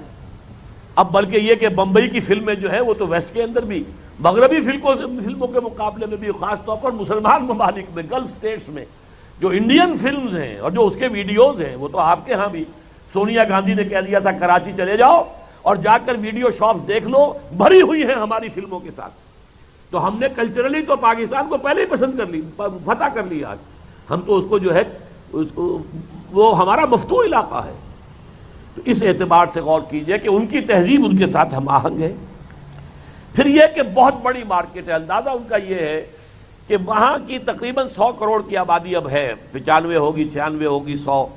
20 کروڑ کا طبقہ وہاں مڈل کلاس کا ایسا ہے کہ جس میں کنزیومرزم جو ہے، جو مغرب جو پیدا کرتا ہے چیزیں کمائی کے لیے، وہ کنزیوم ہو سکتی ہے. بہت بڑی مارکیٹ ہے. پھر یہ کہ چین کے مقابلے میں کھڑے ہونے کی سکت اگر ہے تو اسی میں ہے. یہ میں نے آپ کے سامنے 7 فیکٹرز گنوا دیے ہیں جس کے بنا پر اب نیچرل ایلائی جو ہے امریکہ کا اور ویسٹ کا وہ بھارت ہے، ہم نہیں. ہماری ان 7 حیثیتوں سے ہماری کوئی حیثیت نہیں. لہذا اب ہم اس دو راہے پر ہیں. سنیے، ایک راستہ اب چنا کن یا چنی، یا اس راستے پر چلیں یا اس پر. ایک راستہ تو یہ ہے جو مغرب ہمیں دکھا رہا ہے. میں اس کے 10 نکات آپ کے سامنے بیان کروں گا، لیکن یہ نوٹ کر لیجیے یہ سارے ایک دم نہیں آ رہے، ایک ایک کر کے آئیں گے. لیکن یہ کہ جیسے ہوتا ہے، آپ کسی سڑک پر جا رہے ہیں، حیدرآباد سپر ہائی وے پر چلے ہیں، تو پھر یہ معلوم ہوگا کچھ دیر کے بعد کہ اب حیدرآباد جو ہے 100 میل ہے، اب 90 میل ہے، اب 80 میل، 100 میل آتے چلے جائیں گے. اسی طرح یہ 10 نکات 1 2 3 4 کر کے اگر ہم نے یہی چوائس ہوا ہمارا اسی راستے پر جس پر کہ مغرب ہمیں چلانا چاہتا ہے، جس پر کہ کلنٹن صاحب کہہ گئے کہ اگر یہ راستہ اختیار کرو گے تو ہم تمہارا ساتھ دیں گے، مدد کریں گے، وی شل واک ود یو، تمہارے ساتھ قدم بقدم چلیں گے، ہماری سرپرستی تمہیں حاصل رہے گی اگر کرو گے. تو وہ کیا ہے؟ نمبر 1، پاکستان اپنے جینیسس اور نظریاتی تشخص کو بھول جائے، بس ایک نیشن سٹیٹ. اللہ اللہ خیر صلی اللہ. کیا اسلام تھا، کس لیے بنا تھا، اور کیا اسلام کی نشأت ثانیہ، اور کیا اسلام کے چہرے کے بدنما داغ دھو کر صحیح اسلام کا نقشہ دنیا کو دکھانا. Just forget about these things. اپنے اسلام کو اب قصہ ماضی سمجھو، گزر گیا وہ دور. اور اسی کے حوالے سے چاہے ابھی مطالبہ نہیں آیا ہے، ابھی مطالبہ صرف ایک آیا ہوا ہے ہمیشہ سے، اس کی طرف ہم نے پیش رفت شروع کر دی. قانون توہین رسالت جو ہے یہ مغرب کو ہضم نہیں ہوا. ان کا تو لبرلزم یہ ہے نا، وہ کہتے ہیں دیکھو ہم عیسائی ہیں، ہم جیسس کو خدا کا بیٹا کہتے ہیں، لیکن یہ یہودی اسے باسٹرڈ کہتے ہیں، حرامزادہ کہتے ہیں معاذ اللہ، لیکن ہم نے تو کوئی روک ٹوک نہیں لگائی. یہ تم نے کیا تماشا بنا دیا ہے کہ رسول کی اہانت ہو جائے تو کیپٹل پنشمنٹ، پھانسی کی سزا دے دو گے. پوپ صاحب اس کے خلاف بولے، صدر کلنٹن اس کے خلاف بولے، پوری عیسائی ورلڈ کے اندر طوفان آیا. یہ کڑوا جو ہے گھونٹ وہ ویسٹ لینے کو تیار نہیں، لبرلزم کے خلاف ہے. سلمان رشدی نے اگر کچھ کہہ دیا تو آپ کیوں اتنے ناراض ہوتے ہیں؟ لبرلزم کا تقاضا ہے، برداشت کریں. آپ جواب دے سکتے تو دیں، آپ کو کوئی روکتا نہیں ہے. لیکن یہ ہے کہ یہ ہے ان کا معاملہ. اور اس کے بعد جو قدم آئے گا وہ یہ ہے کہ اپنے دستور سے قادیانیوں کو غیر مسلم اقلیت قرار دینے والی شق جو ہے اس کو ختم کرو. گویا کہ نظریاتی تشخص پاکستان کا ختم کیا جائے. یہ جو ہے فنڈامنٹلزم، اس کو اب مغرب کسی درجے میں بھی گوارا کرنے کے لیے، اس کی پذیرائی کے لیے تیار نہیں ہے. ہو گیا، انف از انف. تم نے افغان جہاد میں جو کر لیا ٹھیک ہے، ہم نے بھی اس سے جو ہے غزے بسر کیا تھا، لیکن اب بات نہیں، اب بات ختم ہو گئی. نمبر 2، بھارت کے سامنے سر جھکا دو. اپنے دماغ میں کوئی خناس ہے برابری کا تو نکال کے پار کرو. اب تم برابر نہیں ہو. پریگمیٹزم کو سامنے رکھو، ریئلزم کو سامنے رکھو. کہاں تم کہاں بھارت. اس کے سامنے سر جھکاؤ اور زیادہ سے زیادہ 10 گنا نیپال بن جاؤ. نیپال علیحدہ ملک ہے نا، وہاں کوئی بادشاہ صاحب بھی بیٹھے ہوئے ہیں، ان کی بھی کوئی انتخابات ہوتے ہیں، الیکشن ہوتا ہے، کوئی وزیر اعظم بھی ہوتا ہے، لیکن ہے کیا؟ وہ بھارت کا تو پھیلی. تمہارا رقبہ بڑا ہے 10 گنا. اس وقت جو مشرقی پاکستان ہے وہ بھی کوئی 5 گنا نیپال بنا ہوا ہے، 4 گنا ہوگا بس. ورنہ ہر معاملے کے اندر جیسے ہمارے ہاں IMF اور ورلڈ بینک کے لوگ بیٹھے ہوتے ہیں، وہ پالیسیز ڈکلیئر کرواتے ہیں، اسی طرح وہاں پر ہر جگہ ہندوستانی لوگ بیٹھے ہوئے اور وہ طے کرواتے ہیں. اس لیے کہ یہ حکومت جو ہے، ظاہر بات ہے کہ یہ مجیب کی بیٹی کی حکومت ہے، لہذا اس کا نتیجہ جو نکلنا چاہیے وہ ہے اس وقت. تو تم بھی بس اب عقل کے ناخن لو اور اپنی یہ برابری بھارت کے ساتھ جو خناس تمہارے دماغ میں ہے اسے نکال کے تم نکال دو اس کانٹے کو. نمبر 3، کشمیر کو بھول جاؤ. فرگٹ اباؤٹ کشمیر. بلکہ اب تو اگر بھارت لائن آف کنٹرول کو مستقل سرحد مان لے تو بہت غنیمت سمجھنا. ہم وہاں انہی کا ایک کارندہ جو ہے کہہ گیا ہے اگر بھارت نے حملہ کیا تو ہم مدد کو نہیں آئیں گے. صاف کہہ کے گئے. ویسے پہلے بھی وہ کبھی مدد کو نہیں آئے، نہ 65 میں آئے نہ 71 میں آئے. 71 میں خیر اس درجے میں آئے تھے کہ نکسن نے باقاعدہ ہاٹ لائن کے اوپر کوسنجن سے کہا تھا کہ اب یہ جنگ ختم ہونی چاہیے. مغربی پاکستان کے بچ جانے میں اس وقت امریکہ کا دخل ہے، اس کو ہمیں تسلیم کرنا چاہیے، ورنہ ہمارے ڈیفنسز جو ہیں ختم ہو چکے تھے. لیکن یہ ہے کہ بہرحال کوئی پازیٹیو امداد جو ہے وہ امریکہ نے نہ 65 میں کی نہ 71 میں. اب انہوں نے برملا کہہ دیا ہے کہ اگر بھارت نے حملہ کیا تو ہم چھڑانے نہیں آئیں گے، ہم کوئی مدد کے لیے نہیں آئیں گے. لہذا کشمیر کے مسئلے کو بھول جاؤ. تمہیں اپنی کشمیر کے بھی لالے پڑ جانے چاہیے، اور اگر بھارت مان لے لائن آف کنٹرول کو مستقل سرحد تو اسے بہت بڑی کامیابی سمجھو. نمبر 4، جہادی تحریکوں پر پابندی لگاؤ.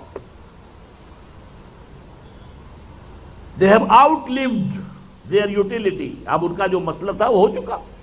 ہم نے جو بھی شکست دینی تھی روس کو وہ دے دی، روس کا کیا پانچا ہو گیا. اب ان کی کوئی ضرورت نہیں ہے، ان کے اوپر پابندیاں لگاؤ.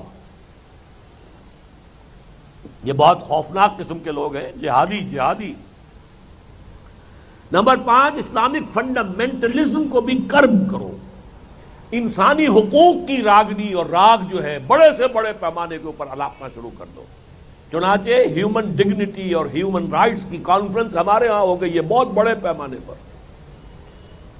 وہ آپ نے دیکھ لیا، اس میں خلا کے قوانین کو بھی جو ہے ایسا بنایا جائے کہ عورت آسانی سے خلا لے سکے. وراثت میں خیر خدا کا شکر ہے ابھی صرف یہ کہا گیا ہے جو اسلام نے حصہ دیا ہے وہ ضرور دیا جائے، اس کی تو ہم بھی تائید کریں گے. لیکن آگے چل کر یہ معاملہ جو ہونا ہے، بیجنگ +5 کانفرنس کا ایجنڈا جب آ جائے گا وہ تو برابر کا معاملہ ہے. تمہارے قرآن میں لکھا ہوا ہے نا کہ بیٹے کا دگنا حصہ ہے اور بیٹی کا جو اکیرا ہے. تو قرآن کی اور کون سی باتیں تم مان رہے ہو؟ تم چوروں کا ہاتھ کاٹتے ہو کیا؟ تم تو نہیں کاٹتے. تو ختم کرو اس کو بھی. تم نے یہ جو مرد اور عورت کے درمیان ایکویلٹی لے کر رکھی ہوئی ہے اس کو ختم کرو. اپنی منڈی کھول دو بھارت کے مال کے لیے. طالبان سے اپنے آپ کو ڈسٹنس کرو، دور ہو جاؤ، ان سے تعلق مت رکھو. ان کا جو گھیراؤ ہم کرنا چاہ رہے ہیں، ان کے خلاف جو سینکشنز ہیں ان میں ہمارا ساتھ تعاون کرو، مدد کرو. اور خاص طور پر اسامہ ابن لادن کی گرفتاری میں ہمارا ذریعہ بنو. جس طریقے سے کہ اس سے پہلے وہ کون تھا جسے کہ گرفتار کیا گیا تھا ڈیرہ غازی خان سے، تم نے گرفتار کروا دیا تھا ایمل کانسی. ہاں. Number 8 I M F, world bank, world trade organisation اور ٹرپس. یہ ٹرپس کا نیا معاہدہ ہے، شاید بہت سے حضرات کو معلوم ہی نہ ہو. یہ بھی ورلڈ ٹریڈ آرگنائزیشن کا جو ہے اسی کا ایک جز یہ بھی ہے کہ یہ جو بیج ڈیولپ کیے ہیں ویسٹ نے، جن سے پیداواری بڑھ گئی ہے. اب ایک ہماری پرانی ہوتی تھی گندم، دیسی گندم جسے کہتے ہیں، اس کی پر ایکر ییلڈ جو ہے وہ کم ہوتی تھی. وہاں سے باہر سے نیا بیج آیا تو اب ہمارے ہاں گندم زیادہ ہوتی ہے ایک مکئی کی ییلڈ جو ہے 1 ایکڑ میں کتنی ہوتی تھی، اب کتنی ہوتی ہے. تو یہ جو بیج ہیں ہم نے ڈیولپ کیے، ہم نے ان کو جینیٹیکلی جو ہے ماڈیفائی کیا. یہ جی ایم فوڈز اور جی ایم جو سیریل جو ہے، لہذا اس کے پروپرائٹری رائٹس ہمیں ملنے چاہیے. ہم نے سائنٹیفک ریسرچ کی تھی، اس پر ہم نے پیسے خرچ کیے تھے تو یہ ڈیولپ کیے تھے بیج. اب یہ ہے کہ بیج دنیا میں کہیں کوئی قوم پیدا نہیں کرے گی، بلکہ وہ سب ہماری ملٹی نیشنل کمپنیوں سے لینے ہوں گے.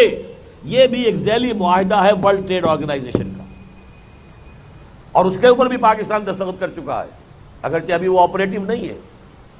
لیکن یہ کہ یہ نظام ہے پورے عالمی سطح پر دجال کی گرفت. World bank, I M F, world trade organisation, جس کا رد عمل امریکہ میں ظاہر ہو رہا ہے. ہمیں تو پتہ بھی نہیں، ہمارے آدمی کو معلوم ہی نہیں ورلڈ ٹریڈ آرگنائزیشن کا مطلب کیا ہے. اور یہ سارے ٹیرفز ختم ہو جائیں، سارے جو ہیں وہ جو ہم کسٹم لگا دیتے ہیں یا ٹیکسز لگا، سب ختم ہو جائیں، تاکہ یہ جو ملٹی نیشنلز ہیں ان کے لیے کوئی رکاوٹ نہ ہو. اور اس کے لیے وہ اپنے آپ کو اور بڑے سے بڑا بنانے کے لیے مرجنگ ہو رہی ہے. بڑی بڑی کمپنیاں مرج کر کے اور بڑی ہو جائیں تاکہ ہم پوری دنیا کے اندر جو ہے اپنا جال پھیلا سکیں. یہ ہے دنیا کے اندر معاشی جو استیلا ہے، غلبہ ہے اس دجالی تہذیب کا. اس کے یہ جو انسٹرومنٹس ہیں وہ یہ ہے. لہذا اس کے نتیجے میں جو بھی اس کے آپ سامنے سر جھکاؤ، اور تہذیبی طور پر مغربی تہذیب، مغربی ویلیوز، یہ ڈش اینٹینا، یہ پورا جو ایک تہذیبی خوراک دی جا رہی ہے. اور اب یہ کہ جو ویمن 2000 ہونے والی ہے کانفرنس، اس کے ایجنڈے پر عمل کرو.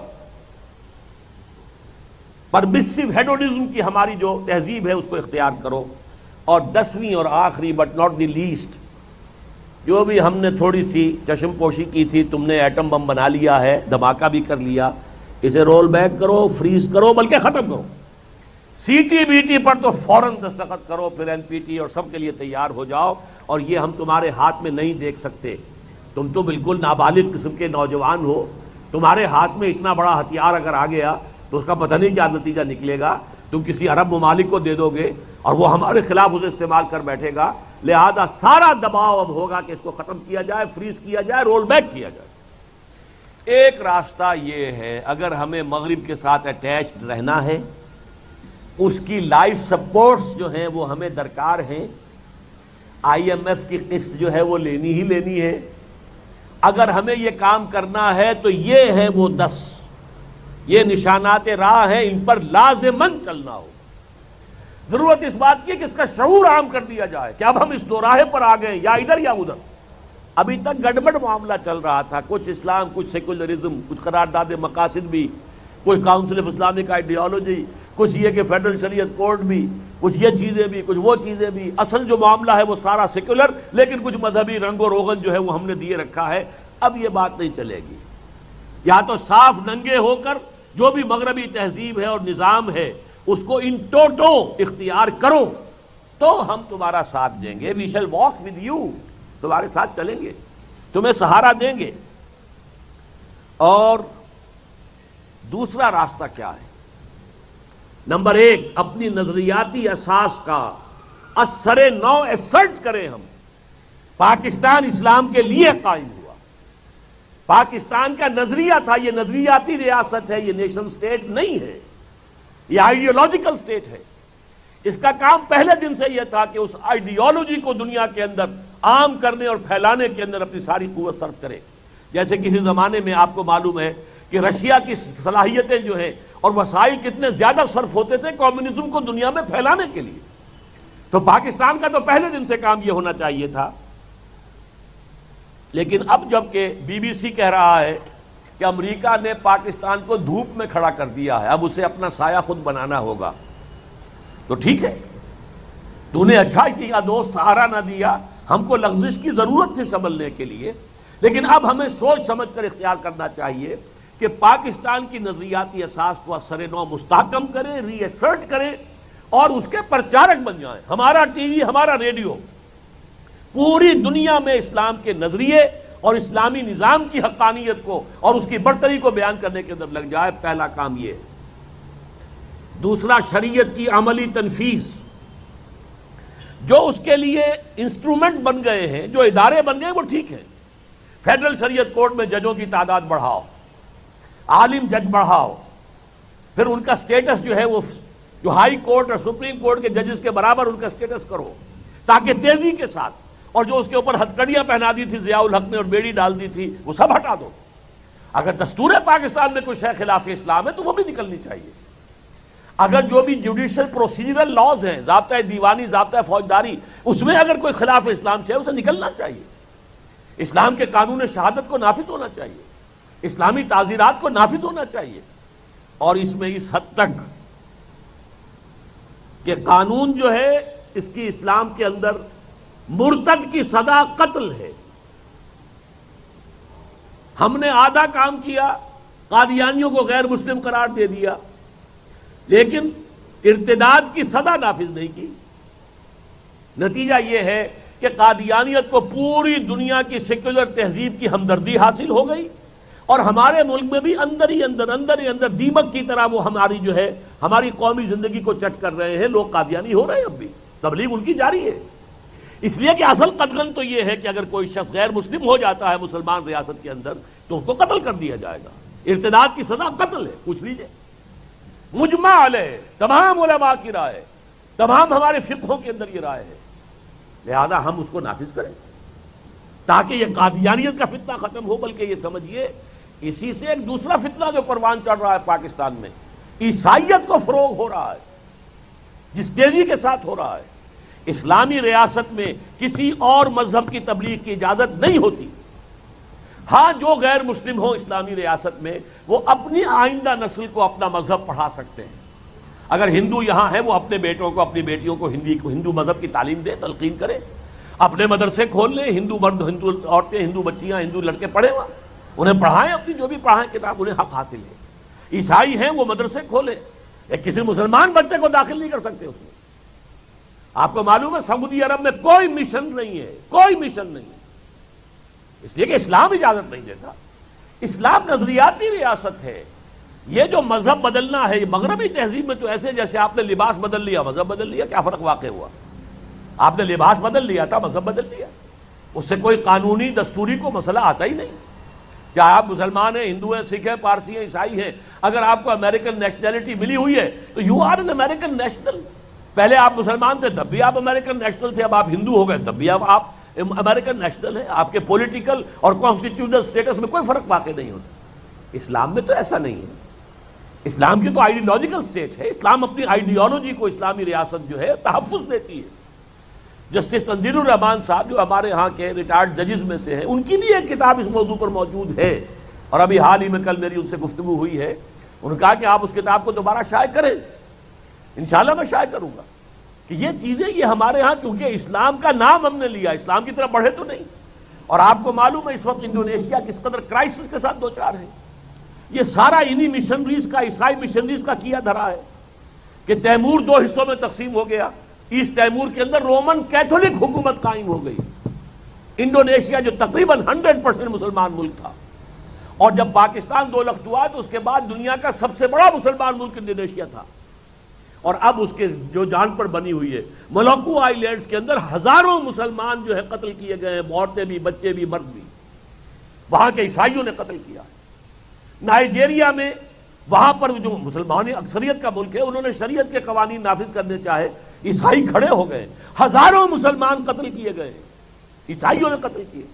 یہی معاملہ یہاں ہو سکتا ہے۔ تو یہاں پر مشنریز کے اوپر پابندی ہو، ان کے تعلیمی ادارے نہ ہوں، تاکہ ہم اپنی نظریاتی اساس کو مستحکم رکھیں، بنیاد مضبوط رکھیں۔ امپیکٹ ایک رسالہ ہے جو لندن سے نکلتا ہے، اس کی کور سٹوری پچھلے دنوں آئی تھی، چپنگ انڈونیشیا فرام دی ایجز. جیسے آپ اس میز کا ایک ٹکڑا یہاں سے کاٹ دیں، ایک ٹکڑا یہاں سے کاٹ دیں، تو انڈونیشیا کو اس وقت کرسچینٹی جو ہے، عیسائی جو یہ مشنریز کے کام کا جو نتیجہ اب نکل رہا ہے، وہ انڈونیشیا کے ٹکڑے کر رہے ہیں. ادھر سے کاٹ دیا، ادھر سے کاٹ دیا، ادھر سے کاٹ دیا، ادھر سے کاٹ دیا. Chipping Indonesia from the ages. Number 3، سود اور جوئے کا مکمل خاتمہ پہلے دن سے. یہ کرنا چاہیے، یہ امپلیمنٹیشن ہو لازماً. اور اس معاملے میں غور سے سنیے، ہمیں یہ اعلان کرنا چاہیے کہ I M F, world bank, کوئی ہو، اے ڈی بی ہو، کوئی ایشین ڈیولپمنٹ، ہم کسی کو سود نہیں دیں گے. آپ کی اصل رقم دیں گے، وہ بھی اپنی سہولت سے دیں گے، جب دے سکیں گے دیں گے. اس کے لیے بھی آپ ڈیٹ ایکویٹی سواپ قسم کی چیزیں جو آپ نے کی ہیں، کئی طرح کی اسکیمیں ہیں. یہ جو لیٹن امریکہ کے ممالک جو ہیں وہ قرضوں تلے اتنے دب گئے کہ وہ ادا نہیں کر سکتے تھے، ان کو اس سے بیل آؤٹ کرنے کے لیے کئی اسکیمیں چلی. ایسی کوئی اسکیم ہمارے لیے بھی بناؤ. اور ایک سیدھی سی اسکیم یہ ہے کہ ہم آپ کا قرضہ جو ہے پاکستانی کرنسی میں ادا کریں گے، آپ ہمارے ملک میں انویسٹ کر دیجئے، نفع جو ہو وہ آپ ڈالر کی شکل میں لے جائیں، لیکن ہم آپ کو نہیں دے سکتے قرضے واپس. دیں گے تو آرام سے دیں گے جب بھی ہوگا. قرآن مجید نے ہمیں یہی کہا ہے، فَنَظِرَةٌ إِلَىٰ مَيْسَرَةٍ. اگر وہ مقروض جو ہے وہ کوئی سخت حالات کے اندر ہے تو اسے مہلت ملنی چاہیے، یہ نہیں کہ سر پر سوار ہو جائے قرض خواہ. اور یہ بات اگر کوئی کہے کہ صاحب یہ کیسے ہو سکتا ہے، ہم نے جب قرض لیا تھا تو بائی لیٹرل ایگریمنٹ تھا، دو طرفہ معاہدہ تھا، ہم نے سود دینا تھا، طے کیا تھا، اب یونی لیٹرلی ہم کیسے بیک آؤٹ کر سکتے ہیں؟ دیکھیے میں آپ کے سامنے مثال رکھ رہا ہوں. ہمارا دو طرفہ معاہدہ ہوا امریکہ سے F-16 جو جہاز تھے ان کی سیل کا. ہم سے پیسے بھی لے لیے، جہاز نہیں دیے. کیوں؟ صاحب ہمارا ایک سینیٹر سامنے آ گیا اور اس نے ایک ترمیم پیش کی، پریسلر صاحب نے، اور چونکہ سینٹ نے منظور کر لیا، قانون بن گیا، ہمارے ہاتھ تو بن گئے. ہم کیسے دیں؟ ہم تو نہیں دے سکتے جہاز. نہ پیسے لوٹائے نہ جہاز دیے، بلکہ کلیم ان کا یہ ہے کہ آپ کے جہاز جو ہم نے اپنے پاس رکھے ہوئے ہیں تو اتنے عرصے کا کرایہ اور ڈیمریج بھی دیجیے ہمیں. یہ کیا، کون سے اخلاقی اصول سے یہ معاملہ ہوا؟ اگر آپ کی سینٹ یہ کر سکتی ہے تو ہمارے تو دین نے ہمیں کہا ہے کہ سود حرام ہے، مت دو. ہماری سپریم کورٹ نے فیصلہ کر دیا ہے کہ سود حرام ہے، ہم نہیں دے سکتے، مجبور ہیں، معذرت خواہ ہیں، ہمارے ہاتھ بند گئے. ہماری فیڈرل شریعت کورٹ کا فیصلہ تھا، پھر سپریم کورٹ کے اپیلیٹ بینچ نے فیصلہ کر دیا، ہم نہیں دے سکتے. نمبر 5، طالبان کے ساتھ اتحاد، کانفیڈریشن. میں تو کوئی 6-7 مہینے سے یہ بات کہہ رہا ہوں، حال ہی میں سمجھتا ہوں کہ معجزے کی حد تک بات ہے یہ اللہ تعالیٰ کی مشیت کے حوالے سے، کہ ڈاکٹر جاوید اقبال، فرزند اقبال، جو خاص آزاد خیال قسم کے آدمی ہیں ویسے، اور ان کی پولیٹیکل جو نظریات ہیں وہ خاص سیکولر قسم کے ہیں، لیکن ابھی وہ افغانستان ہو کر آئے ہیں، وہاں سے واپس آ کر انہوں نے کہا ہے کہ ایک کنفیڈریشن ہونی چاہیے ہماری اور افغانستان کی، طالبان کی. اور وہ نظام جو انہوں نے قائم کیا ہے کہ کچھ چند اور مسلمان ملکوں میں قائم ہو جائے تو پوری دنیا مسلمان ہو جائے گی. اس قدر امن اور امان ہے اس وقت افغانستان کے اندر طالبان کے جو زیر حکومت. تو ہمیں اس کے ساتھ اتحاد، کانفیڈریشن، جس کو کہ پھر آگے بڑھ کر ہم ایران تک بھی ایکسٹینڈ کر سکیں. پھر ہمارے جو زمینی، تاریخی، جغرافیائی روابط ہیں. آپ کو معلوم ہے اسلام پہلے جو آیا تھا ہندوستان میں وہ تو آیا تھا عربوں کے ذریعے سے، وہ سندھ میں سے ہو کر داخل ہوا تھا، لیکن وہ بہت جلدی ختم بھی ہو گیا تھا یہاں. پھر تو 300 برس کے بعد اسلام آیا ہے تو افغانستان کے راستے سے آیا ہے نا. سارے صوفیہ وہاں سے آئے، سارے جو فتوحات کرنے والے تھے، وہ محمود غزنوی ہوں، وہ محمد غوری ہوں، کون تھے یہ، کہاں سے آئے تھے؟ پھر یہ کہ 2 صدی پہلے جو احمد شاہ ابدالی آئے تھے کہ جنہوں نے مرہٹوں کی قوت جو ہے کچلی تھی اور ان کی طاقت کو توڑا تھا، کہاں سے آئے تھے؟ لہذا ہمارا تو ایک متحاد بالکل نیچرل ہے. اور بھارت کے مقابلے میں ڈیفنس کے لیے ہمیں جو جغرافیائی اور زمینی ڈیپتھ چاہیے وہ افغانستان کے ساتھ جڑ کر ہی ہمیں ملتی ہے. ورنہ یہ کہ ہمارا تو ایک پٹی ہے، پاکستان جو ہے وہ گویا کہ شمال مشرق سے جنوب مغرب کی طرف ایک پٹی چلی آ رہی ہے، 200 میل کی ڈیپتھ ہے. اللہ اللہ خیر اللہ، ہمیں ڈیپتھ ملتی ہے تو افغانستان کے ذریعے سے. نمبر 6 یہ کہ اب اس کے نتیجے میں سخت ترین قسم کے سینکشنز کے لیے تیار ہو جاؤ. وہ جو قرآن کہتا ہے وَلَنَبْلُوَنَّكُمْ بِشَيْءٍ مِّنَ الْخَوْفِ وَالْجُوعِ وَنَقْصٍ مِّنَ الْأَمْوَالِ وَالْأَنفُسِ وَالثَّمَرَاتِ. اس راستے پر چلنا آسان بہرحال نہیں ہے. اس راستے پر چلنے کے لیے بڑی جرأت رندانہ، ہمت مردانہ اور شان مومنانہ کی ضرورت ہے، اور اس کے لیے تیار رہیں، کمر کس لیں، جس کو آپ کہتے ہیں ٹائٹن یور بیلٹس. کھانا 2 وقت نہیں 1 وقت کھا لیں گے. بھٹو نے کہا تھا ہم گھاس کھا لیں گے. بہرحال اللہ کا یہ فضل ہوا کہ ہمارے یہاں ایٹم بم بھی بن گیا، ایکسپلوژن بھی ہم نے کر دیے، گھاس کھانے کی نوبت آتا حال تو نہیں آئی. لیکن اب یہ اس راستے پر اگر ہم چلیں گے تو پورا مغرب ہمارے خلاف آ جائے گا. پوری دجالی تحریک ہمارا جو تہذیب ہے وہ ہمارا گھیراؤ کرے گی. مشرق سے بھارت ہے اور مغرب سے یہ پورا طوفان جو ہے، جو کہ یہودیوں کی قیادت میں نیو ورلڈ آرڈر کا طوفان آ رہا ہے. اصل میں وہ یہودی فتنہ ہے، اور یہ پوری دنیا کو ڈومینیٹ کرنے کے لیے جو ان کی سازش ہے، اس کا یہ آخری مرحلہ ہے. تو ہمیں اس کے مقابلے کے لیے تیار رہنا ہوگا. وَلَنَبْلُوَنَّكُمْ بِشَيْءٍ مِّنَ الْخَوْفِ وَالْجُوعِ وَنَقْصٍ مِّنَ الْأَمْوَالِ وَالْأَنفُسِ وَالثَّمَرَاتِ. نمبر 7، یہ ایٹمی پروگرام نہ صرف یہ کہ رول بیک نہ کیا جائے، آگے بڑھایا جائے، سے ترقی دی جائے. اللہ نے اب تک ہمارا ساتھ دیا ہے، مدد کی ہے. ہمارے ہاں جو ہے حالانکہ ایسے مسائل نہیں تھے، اللہ نے کی ہے مدد، تو اسے بڑھانا ہے. اس سے آگے بات کہہ رہا ہوں، ہم اپنے اس ایٹمک پروگرام کو ایکسپورٹ کر کے پیسہ کما سکتے ہیں، کمانا چاہیے. کیسے لیے جرم کیسے ہو گیا یہ؟ کیا امریکہ F-16 بیچ کر پیسے نہیں کماتا؟ F-16 کیا انسانی بہبود کے لیے ہے یا انسانوں کو مارنے کے لیے؟ ہتھیار ہے، ہتھیار تو انسانوں کو مارنے کے لیے ہوتے ہیں. اگر تم ہتھیار بیچ کر پیسے کماتے ہو، امریکہ کی تو اصل انڈسٹری ہی اب جو ہے ہتھیار ہے. باقی تمام چیزوں میں تو جاپان نے اور دوسرے ممالک نے مات دے دی ہے. اس کی اصل کمائی جو ہے وہ تو ویپنز ہے. وہ بیچتے ہو تو ویپن کس لیے ہوتے ہیں؟ ہلاکت کے لیے ہوتے ہیں یا زندگی بخش ہوتے ہیں؟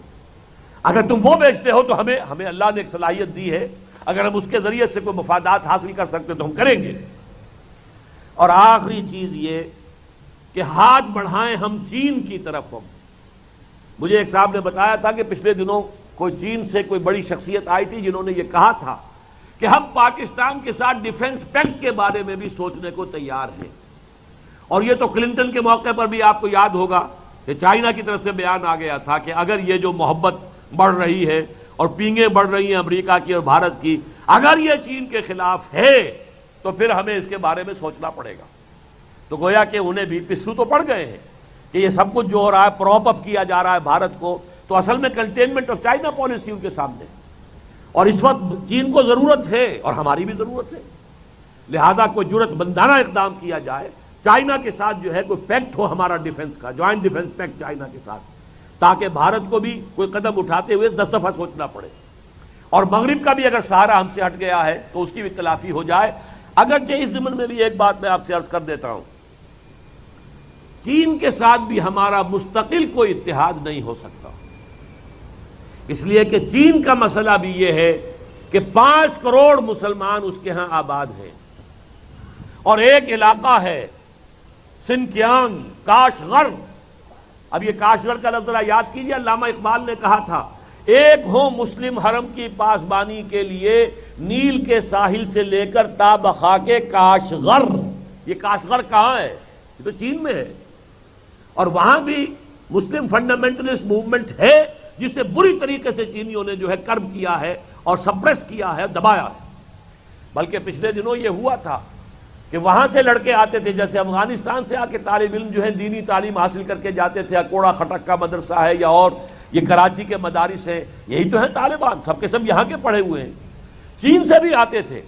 ایک موقع پر چین نے دباؤ ڈالا اور جتنے چینی طالب علم ہمارے ہاں تھے وہ سب ہم نے وہاں سے گرفتار کر کے مدرسوں سے ہینڈ اوور کر دیے، اور انہوں نے وہ سارا جو ہے بارڈر کراس کرتے ہی سب کو گولی مار دی.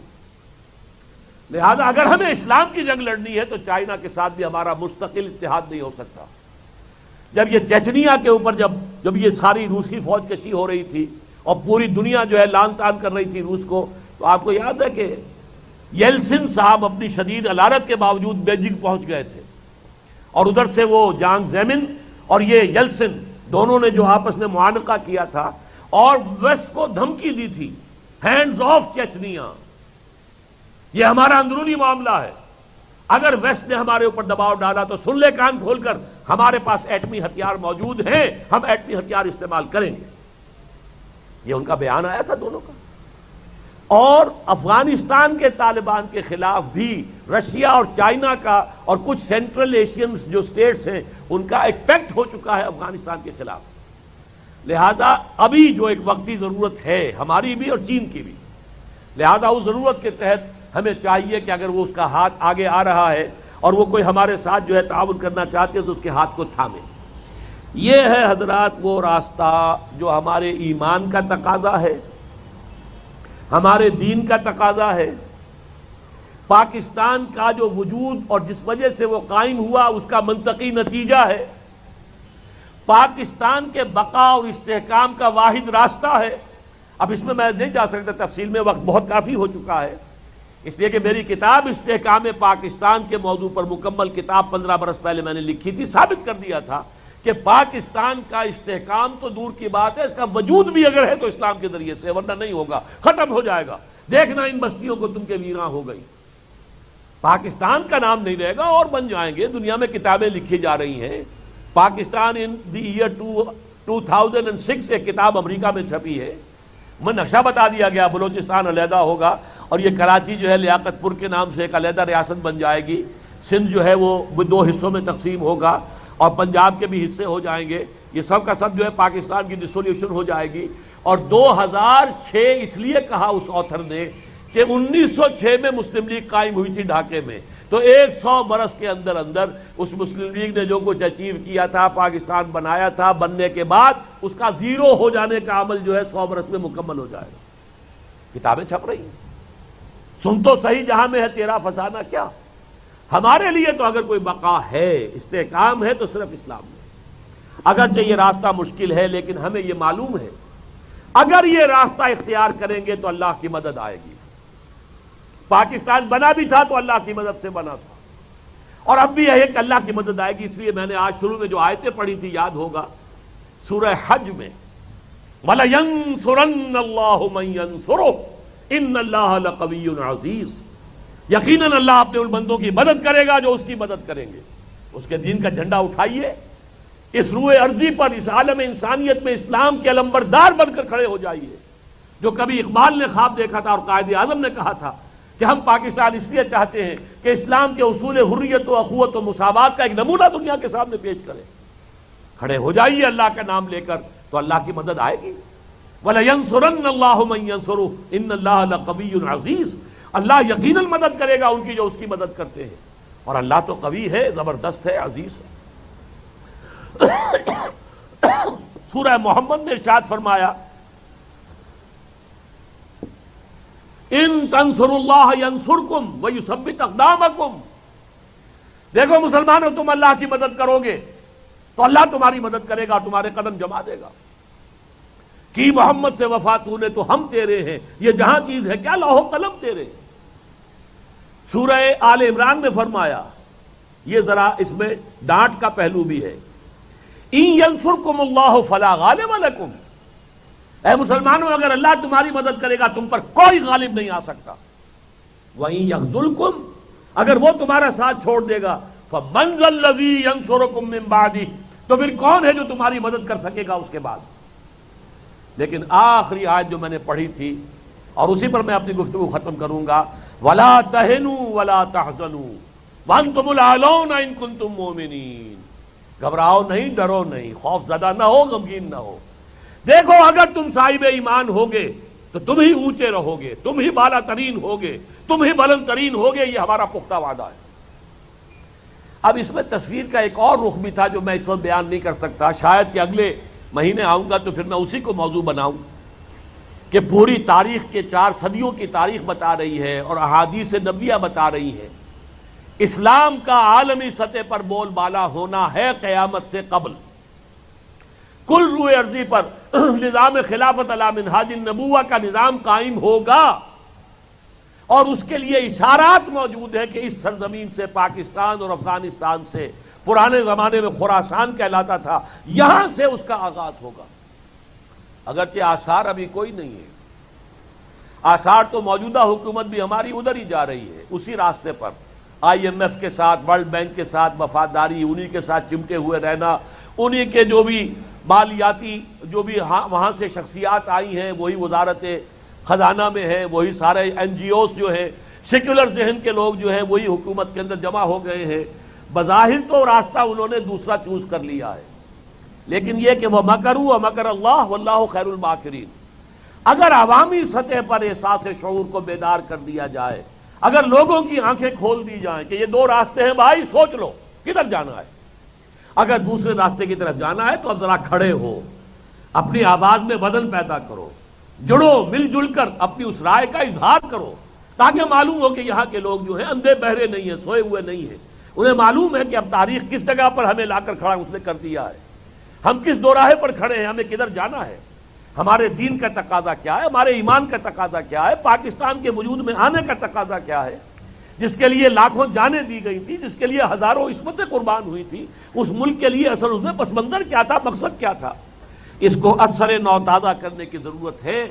بہرحال ہماری جو بھی تھوڑی بہت طاقت ہے، میں اور میرے ساتھی، میرے آبان و انصار، وہ چاہے انجمن خدام القرآن کے ایک نظام کے تحت کام کر رہے ہوں، تنظیم اسلامی میں شامل ہوں، تحریک خلافت میں شامل ہوں، بہرحال ہم یہ کام کرتے رہیں گے، اس راستے کی طرف بلاتے رہیں گے، شاید کہ عوام کے اندر، اس ملک کے لوگوں کے اندر شعور بیدار ہو جائے، وہ جاگ کھڑے ہوں۔ تو واقعہ یہ ہوتا ہے کہ جب کوئی عوام کھڑے ہو جائیں تو پھر یہ کہ اوپر کا جو معاملہ ہوتا ہے اسے پھر اس کا لحاظ کرنا پڑتا ہے۔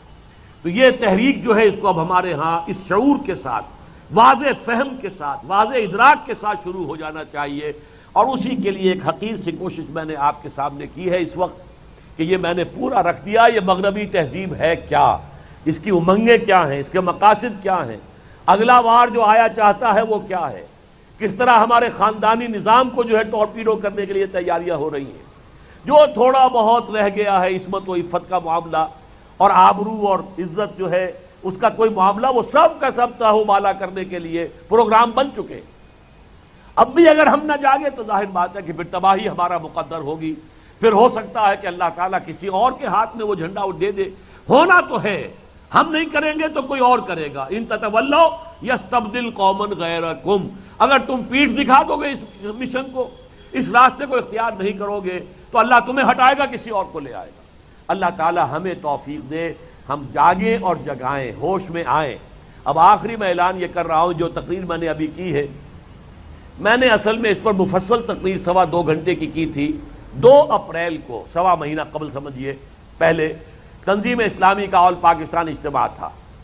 اس تقریر کا جو ہے اب وہ اسے ٹیپ سے اتار کر، ظاہر بات ہے کچھ فرق تو ہوتا ہے، جو بیان مین بنیادی امور یہی ہیں جو میں نے وہاں بیان کیے تھے، اس کا جو ہے تازہ میثاق کے اندر یہ تقریر چھپ گئی ہے 56 صفحات کی۔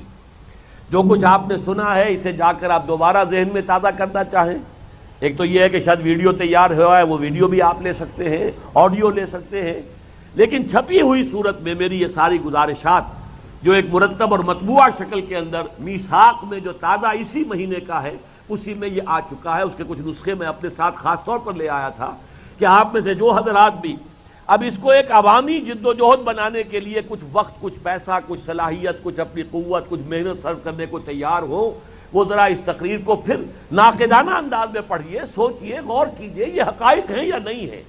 اگر یہ حقائق ہیں اور اگر واقعتاً ہماری نجات کا راستہ دوسرا راستہ ہے تو پھر اس کے لیے ظاہر بات ہے کہ ہمت مرداں مدد خدا، اسی لیے میں نے وہ آیات آپ کو سنائی ہے کہ اللہ کی مدد کا پختہ وعدہ ہے۔ اقول قولی ھذا واستغفر اللہ لی ولکم ولسائر المسلمین والمسلمات۔